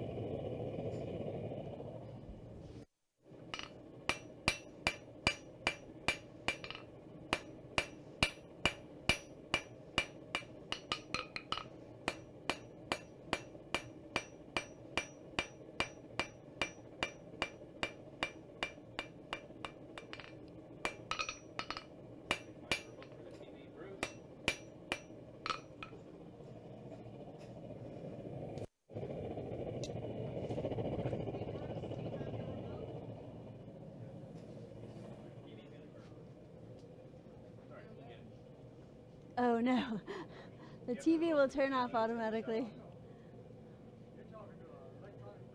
Ha! Yay! Yes, Joe!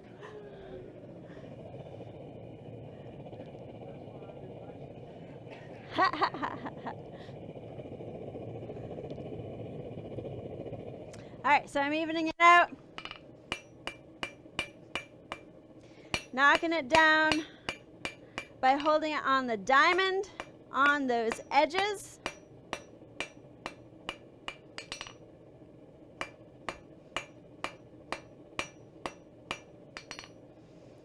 So you can see I've got an edge here and an edge here and an edge here.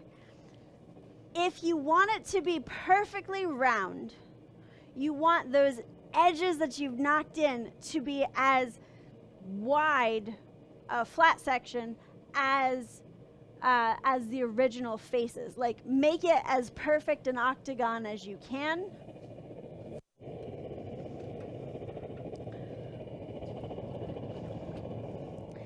In my experience, the smaller the material is, the more of a time suck and the diminishinger the returns are.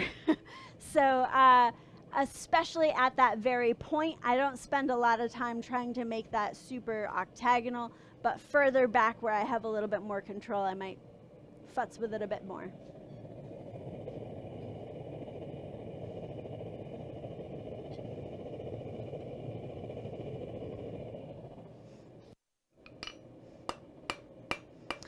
Because the hammer is sort of the active hammer and the anvil is the passive hammer, you will often get a situation where the top side is just a little bit more of a facet than the bottom side is, or vice versa. Usually a little bit more on the front side. So I've been hammering lengthwise to get those facets, knocking down as many of these edges as possible. You can still see as I rotate it over, I've still got facets there. I want to knock as many of those down as I can. But those facets are now those facets have pretty gentle edges. It's not nearly as sharp. I should explain why we do it this way. Let me back the heck up. Yeah, why do we do this? I mean, in the clay, if we were to take a piece of clay and we wanted to make it round, we would just go like this. You would definitely get burned doing this.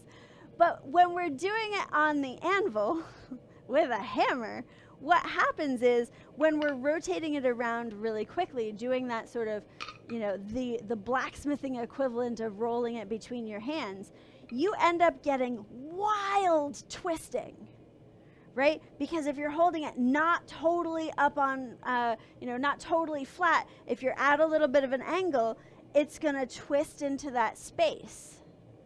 Right? And so if you're doing it repeatedly, it's going to go all over the place and you're going to get this really awesome mangled hunk of metal, which might be what you're going for, right? But if you want it to be all nice and evenly flat and smooth, you have to reduce that leverage on the piece. And you do that by knocking down those corners until those corners are subtle enough that they're not going to cause the material to twist as you're rolling it back and forth and hitting on it. You do eventually get to the part where you do something like this, but with the hammer and anvil, right? And that's the part that I'm headed into because all of those edges are subtle enough now that they're not going to cause major twisting. So I'm holding my hammer in one spot, rolling it back and forth, remembering that I'm getting a little bit of that work being done by the anvil. So the hammer doesn't have to touch every part of the piece.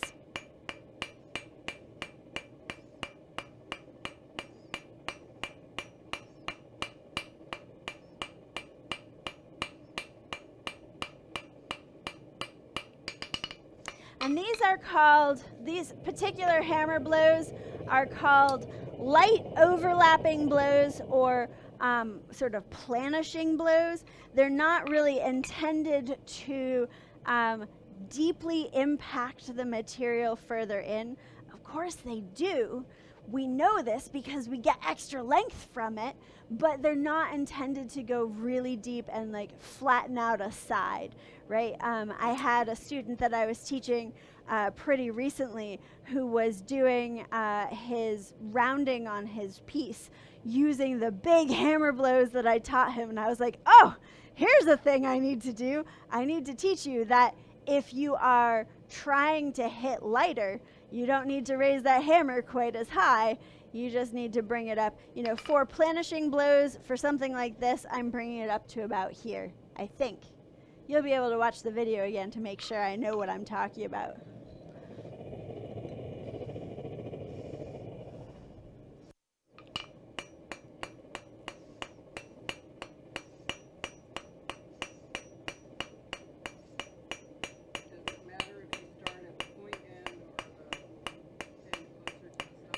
Ooh, great question. She asked, does it matter if you start at the point end or closer to the stock? Stock, you said? That's what I said. I don't know if that's right. Cool. No, that's totally fine. I just wanted to make sure I was listening properly. So your point is going to lose heat faster than the rest of your piece. So if you need to start, like if you need to be rounding your point out, you want to be doing it when it's hot. It doesn't particularly matter to me whether you're doing your rounding as like a general process from the tip back or starting back here and working up. You just want to make sure, especially because that metal is so small at the end there. We don't want to be getting it so hitting on it when it's so cold that it's going to split, right? You inspired me to talk about another thing that I absolutely love, and I can't remember what it is. Oh, I remember what it is. Cool. This is a little digression, but I think it's super fun and really interesting. There are people out there that talk about making points, and what they do is they will start back from the end of the material and hit out to the point. And they will say something like, you want to, especially, working on, you want to draw out the point, leaving mass at the end so it stays hot for longer, which is all totally fair and totally true. And I think actually it's not descriptive of what's interesting about that technique. Because if I'm hitting at the very end of my point, I'm hitting hard enough and tumbling fast enough, I'm putting energy into my piece. If my piece is hot enough to begin with, I'll actually see that end get brighter. I think what's happening here, because it's been my experience that the people that talk about drawing out points that way are also the people that are working in solid fuel forges, coal, charcoal. These are the forges that'll get really hot in a really small area. These are the forges where you might lose the tip of your piece if it's too small. And of course, I've been working in a gas forge for such a long time that it didn't even click to me. For years, I've been like, why are these people suggesting that this is the only way to do it? Well, if you think about that solid fuel forge difference, where that tip can just evaporate so quickly, it makes a ton of sense because you're protecting your metal by keeping it larger until you can really get in there to make it as fine and detailed as you want. And then you have to protect it by making sure that that point stays out of the hottest part of the fire from then on out. You have to be super careful with it. So all of a sudden, that whole difference makes a ton of sense to me because I've watched so many people and done it myself lose beautiful, precious points into the fire. And that happens predominantly with those solid fuel fires. Thank you very much for saying something that triggered me into thinking that, because I think that's so neat.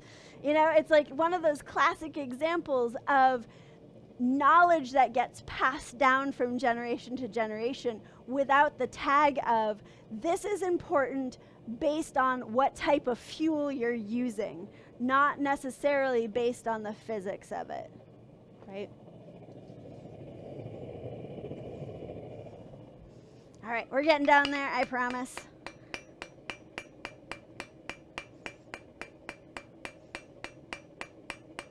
So predominantly, once you're at this stage, You want to have it all worked out where once you're rounding, it's going to end up being the size you want it to be, because this is not an efficient way to draw your material out. It'll get you that 20% in length if you're doing everything right, but it may not draw the material out as efficiently as keeping it square and using the peen of the hammer to draw it out. Okay, so from here I need to put that little pigtail in the end, and I need to spend just a second remembering which direction it needs to go, because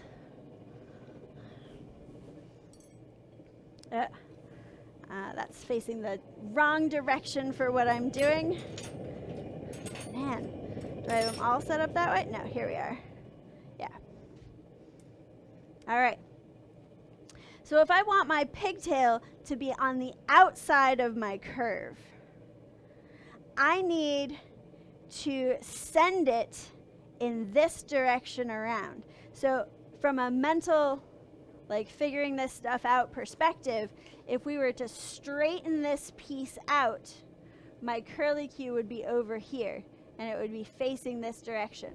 So I need to curl it this way, which means I need to set it up off the anvil with the shoulder facing up. Okay? Let me tell you, that sort of 3D reasoning is not my favorite. What I have a tendency of doing is doing the pigtail whatever the heck way I want to, and then twisting it around. Because I'm lazy, remember? Right? So if you are one of those people who doesn't want to have to do that 3D reasoning, I'm right there with you, all right? Don't feel ashamed about it. This is one of the reasons why I like making this round, because nobody's going to even see that I twisted it. All right, yes? One of the things I do when I'm doing a lot of hooks, Yeah. I draw it with the soapstone and set it, just look at it, just to make sure, number one, they're the right length. Right. And then that's the way I'm going to, I set it, roll it, hit it, with the mark right there. Yeah. It's that way, dummy. Yeah. That's what I have to do, because enough times I've made that mistake. Just for the microphone, he's saying drawing it out with a soapstone and comparing the forging to the soapstone, because you do that reasoning one time and then you never have to do it again because you just look at it. And I agree. So if I'm doing things in sort of a production mode, I'll figure it out once and never have to burn brain cells doing it again. Until the next time. That's true. That's true. I suppose I could learn something like, oh, it's always away from that shoulder, but here we are. 12 years in, haven't learned that yet. Oh man, I didn't describe any of what I just did there. All right, well, I got a really cool pigtail. Y'all are my favorites. I love it. Let me explain what just happened. I got all distracted by the great questions. All right, so I gotta say, scrolling things up is absolutely one of my very favorite things. Bending is so fun. It's actually, this project, I really love the bending parts of it, because for me, everything else is so meticulous, so long. It takes such a long time. You're, creeping up on getting this bevel in shape, and it can be really nice to have something just go fast and easy. So let me explain how I got there.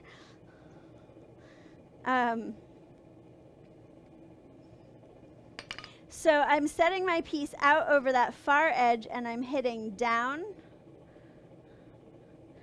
as I'm feeding my piece out.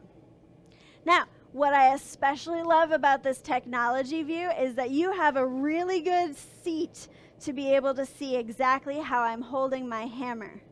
I'm setting my hammer at an angle. The face of my hammer is designed to sort of match and bounce off of my metal. I'm dropping my hammer down, and my hammer is out over air. A crucial part here is the difference between bending and smushing. Smushing always happens between the hammer and the anvil. Bending always takes place into air. So you bend it down. You'll notice, if I just hold it steady and roll it up, you'll notice this part of the curve was not up against the side of the anvil. If it was flush up against the side of the anvil and I was hitting there, I'd be smushing on the side of the anvil. Vastly different than bending. So my next step here is flipping it over. I brace it up against my body because I don't want this screaming hot piece of metal to be scooting across the anvil at me. Even if I have an apron there, that's scary, right? So I brace it against my body and I hit back towards myself. And again, I'm angling my hammer so that that face is hitting and sort of scooting off. The flow of the hammer is going from about out here, hitting in and coming past it. In physics, there is a type of force transfer that's called impulse. And it's where you are letting something hit and carry on through. Because if you let something hit and have it stop, it actually takes energy to stop that hammer. And where is that energy coming from or being absorbed in? That's tension in your arm. This is a great place to injure yourself or put tension into the system that doesn't need to be there. Carry it through until that inertia wears itself out, and then go back for another blow. All right. From here, we're going to flip it over and stand it up on the far side of the anvil. All right.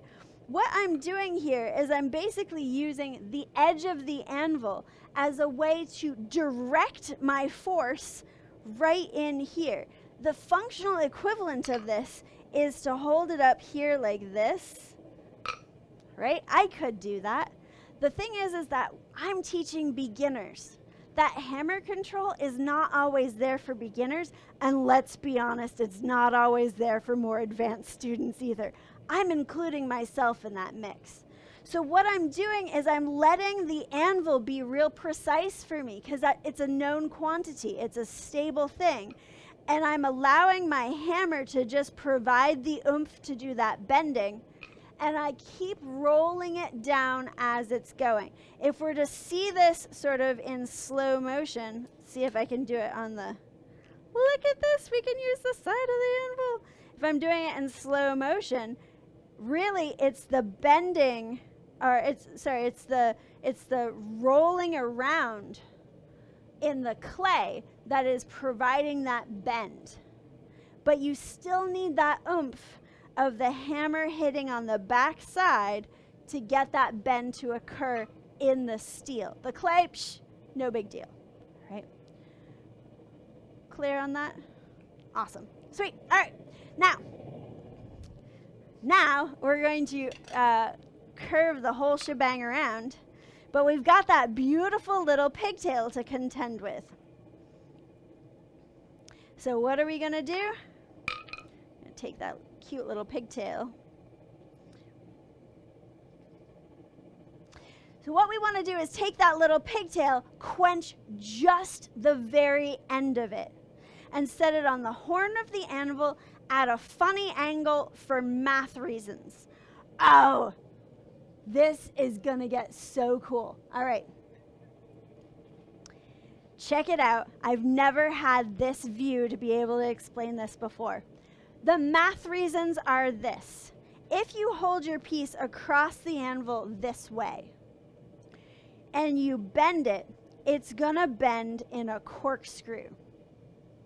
To fix that, what you want to do is hold it, and this is the exact verbiage, you want to hold it perpendicular to the edge.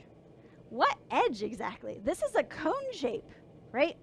So it doesn't really matter what edge. We're holding it perpendicular to this edge because that's the one we can easily see, right? We hold it perpendicular to that edge, and we hit down right on that little frozen pigtail, and it's pointing up and it's out over air because it's bending. We hit down and feed it out just the same way as we were feeding it out here to get that pigtail started. We feed it out over the horn of the anvil, then bring it back to the face of the anvil to close it up. All right? We can take it further around here to get it right into a loop. Okay? Tongs. Quench just the little pigtail. It just has to get dark. And then right on the horn of the anvil,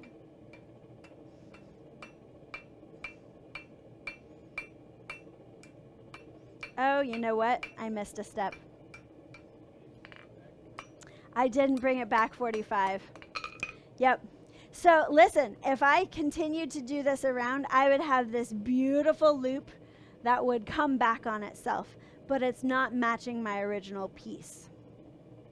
What I need to do to get this centered up is I need to bend this out first. So I'm going to take a quick heat and do that.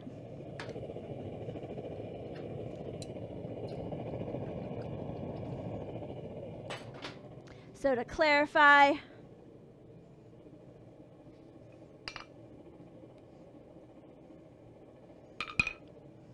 to get it to be centered, to get it, look at this, technology is so great. To get it to be centered, we want to pre-bend it that 45 degrees, and then it will curl around and be more centered on the bar. All right. To get it opened up, I've got to unbend it. And I'm going to want to quench off that little pigtail while I do it, just for extra security.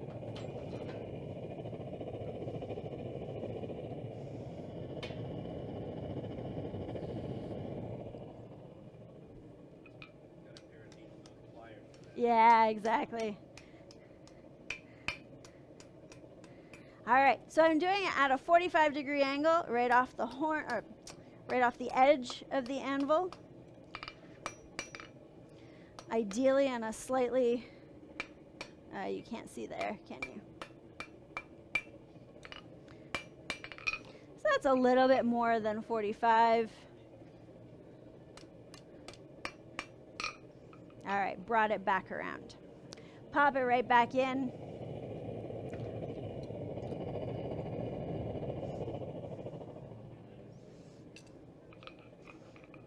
So that'll be a lot nicer.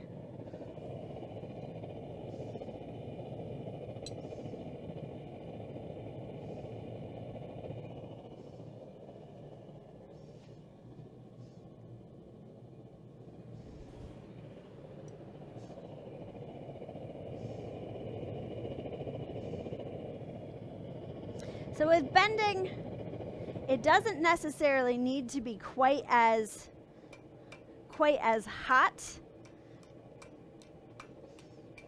as smushing.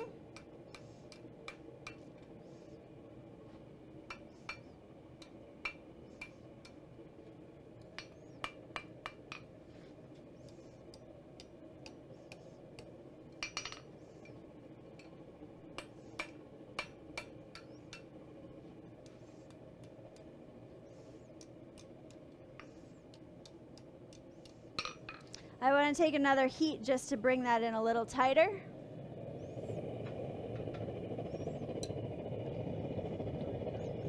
How are you going to quench the pigtail now that it's... Yeah, it's a really great question. So, yeah, exactly. Eyedropper would be great. Oftentimes when I'm at home, I will take like a tiny can and just hold it right next to it. And I did not do any of that to prepare for this exact moment. So there is a little dropper thing here that I can, or dropper, this is called a ladle. Words are hard. That I can use to get in there.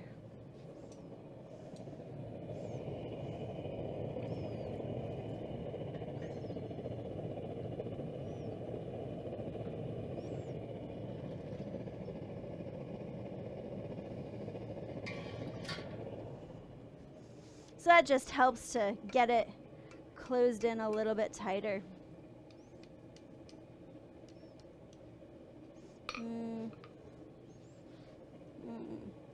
Neither of these horns.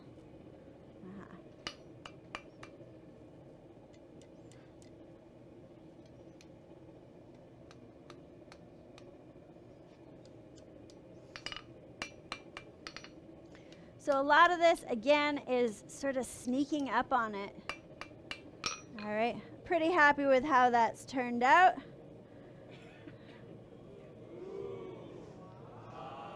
I love you guys.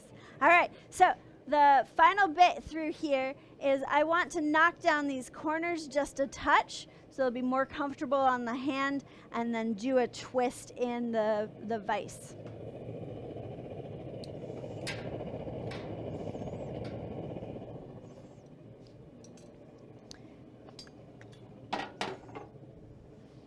It's super great to have a vise that has been dressed so beautifully, because if you've got the jaws nice and parallel to each other, like my vise at home does not, you can use it to help you straighten out things if your twist goes a little bit awry.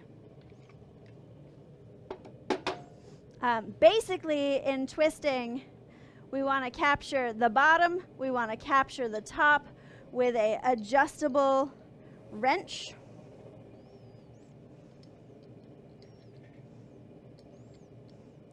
And make sure that we're keeping it as level as possible while we're twisting it.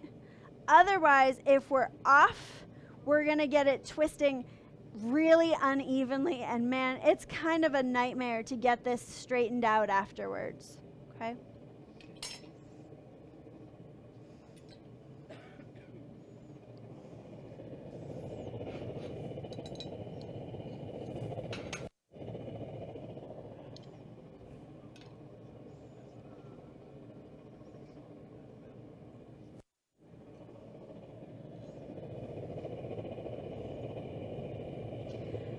One of the things that a gas forge is especially great for is heating the metal really evenly. The more evenly it's heated, the more evenly that twist is going to turn out, because remember, the metal moves where it's the hottest or weakest. If I'm capturing it in such a way where it's evenly thin or evenly thick the whole distance, and it is evenly hot the whole distance, I stand the best possible chance of getting an even twist. Didn't I say I was going to knock down those edges first? Let me do that. Clearly, my brain is getting a little tired.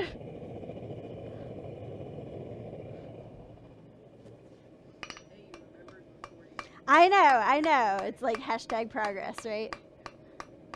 So I'm holding it up a little on that diagonal, and my hammer is landing at a little bit of an angle just to knock down those edges. This is a nice little finishing technique that helps it feel like really well loved, you know? I could have done that at any step along the way, and probably by rights should have done it before I did this part here, because it's hard to get my hammer into that little corner. All right, we have enough heat. It's going to reheat pretty easily. Now, these twisting wrenches they're just adjustable wrenches that have a little bit extra on the edge. This is for that part where I said don't let it go off, because that'll end up making it really hard to straighten out. So this helps to balance it out. And this will be so great for me to look at later, because I have really no idea how straight and even it's going to be. You all have better perspective on that than I do.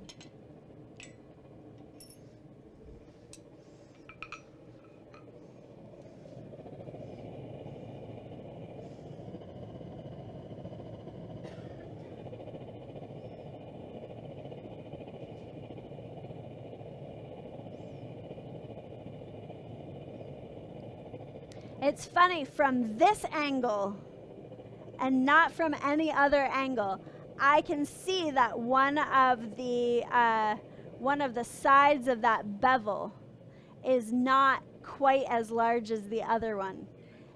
Yeah, yeah. It's what's so interesting is that oftentimes this sort of thing matches with handedness, right? That you'll favor one side over the other, and you can almost start doing like metal forensics where you can take a look at a piece from an unknown blacksmith and be like, I bet they were left-handed, because when I do this, it tends to lean to this other direction, and I'm right-handed. It's really interesting. All right. We are going to pop this into the vise, grab it down here at the bottom, set this as high up as I can, lock it in place, twist it right around. I really love the way this twist comes out. It's really interesting if you get a little bit off level. Sometimes it'll do that thing where it sort of it bends to the side just a little bit. You get some really interesting features.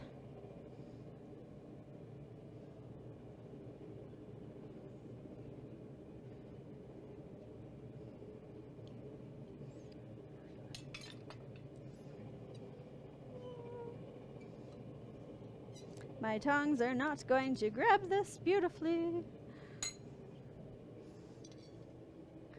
All right. Want to check to see if, like, I've got a lot of sway here, but truly I feel like that twist came out pretty evenly, which is really nice. Sorry. Thank you. Thank you. So what I do want to do is I want to set it up in the vise and sort of knock it over a little bit. And one of the things that I noticed yesterday when I was playing around with this is that I can do that relatively quickly in the post vise.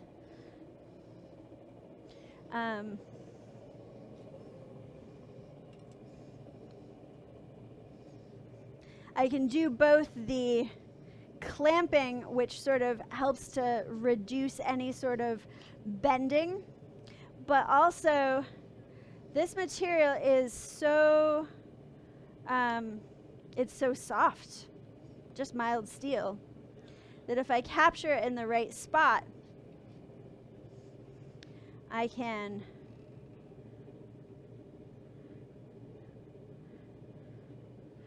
bend it over a little bit. Still just a little off.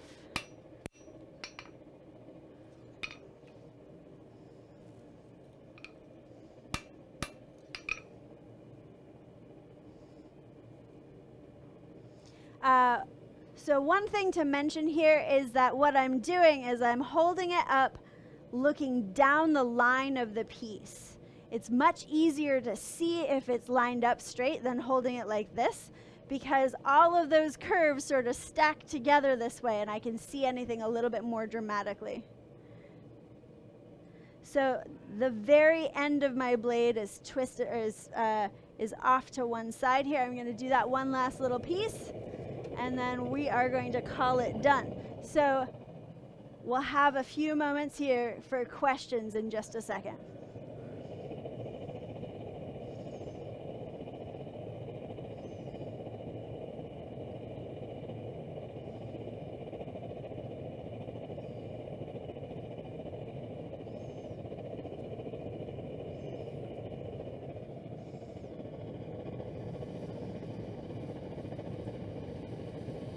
So by quenching that off, I can reduce the movement. Ooh, I like that. Okay.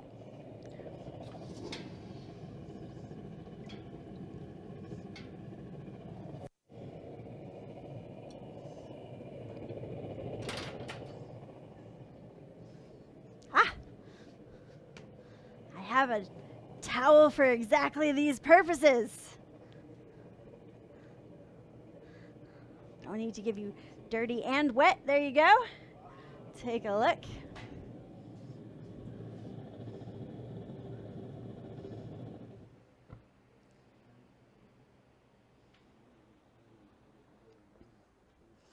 All right, my friends. Thank you, thank you, thank you, thank you. You are the very best. I really appreciate you. Thank you so much for letting me nerd out at like this level, because this is all I think about all day long when I'm blacksmithing with folks, and it's really nice to be able to share the nerdy stuff that I've figured out over the course of the last couple of weeks. Yeah. Oh, yeah. Were there any? I was going to ask for questions, but did you have an announcement? Awesome. Yeah. Your school from, let's say, Richmond and not here, how many hours to get to? Okay, so from here, for me personally, it has taken me 4 hours every time I've tried it, but GPS assures me that it's 3 hours. Yeah, I visited that area. It's real cute. Yeah, it's real pretty. It's my favorite, yeah. When you're doing a twist, if it happens that like one side of the twist is tighter than like the bottom part, how do you Yeah. So oftentimes that's a situation where you've either got it hotter on one part than the other, or you're not being level, right? Now, it's hard. It's hard to fix that, right? It's useful to know why it's happening and to see that it's happening as quickly as you can, so that the amount of course correction that you have to make is smaller, right? Because if your airplane pilot is all the way off in Honolulu when they need to be, coming into DC, that's a huge course correction. If you're just off by a mile or two in airplane terms, it's not that bad, right? It would take a little bit of really looking at how I could get in there, right? If I can clamp it in some way and maybe unbend it, or just heat in a focused area the rest of the piece and quench off the part that's tighter, I could make the rest of it tighter to match. There might be like 3 other troubleshooting things that could happen as a result of that, but like in my head, those are my first 2 go-to responses. Yeah, absolutely. Other questions? Sweet. You tired of me yet? You ready for lunch? Thank you. Well, I have a suggestion. Take a deep breath. Thank you, You're ma'am. so much. Thank What a you. wonderful day. I really appreciate you all. That was so great. Thank you. That's what she works for. That's all we're saying. It's true.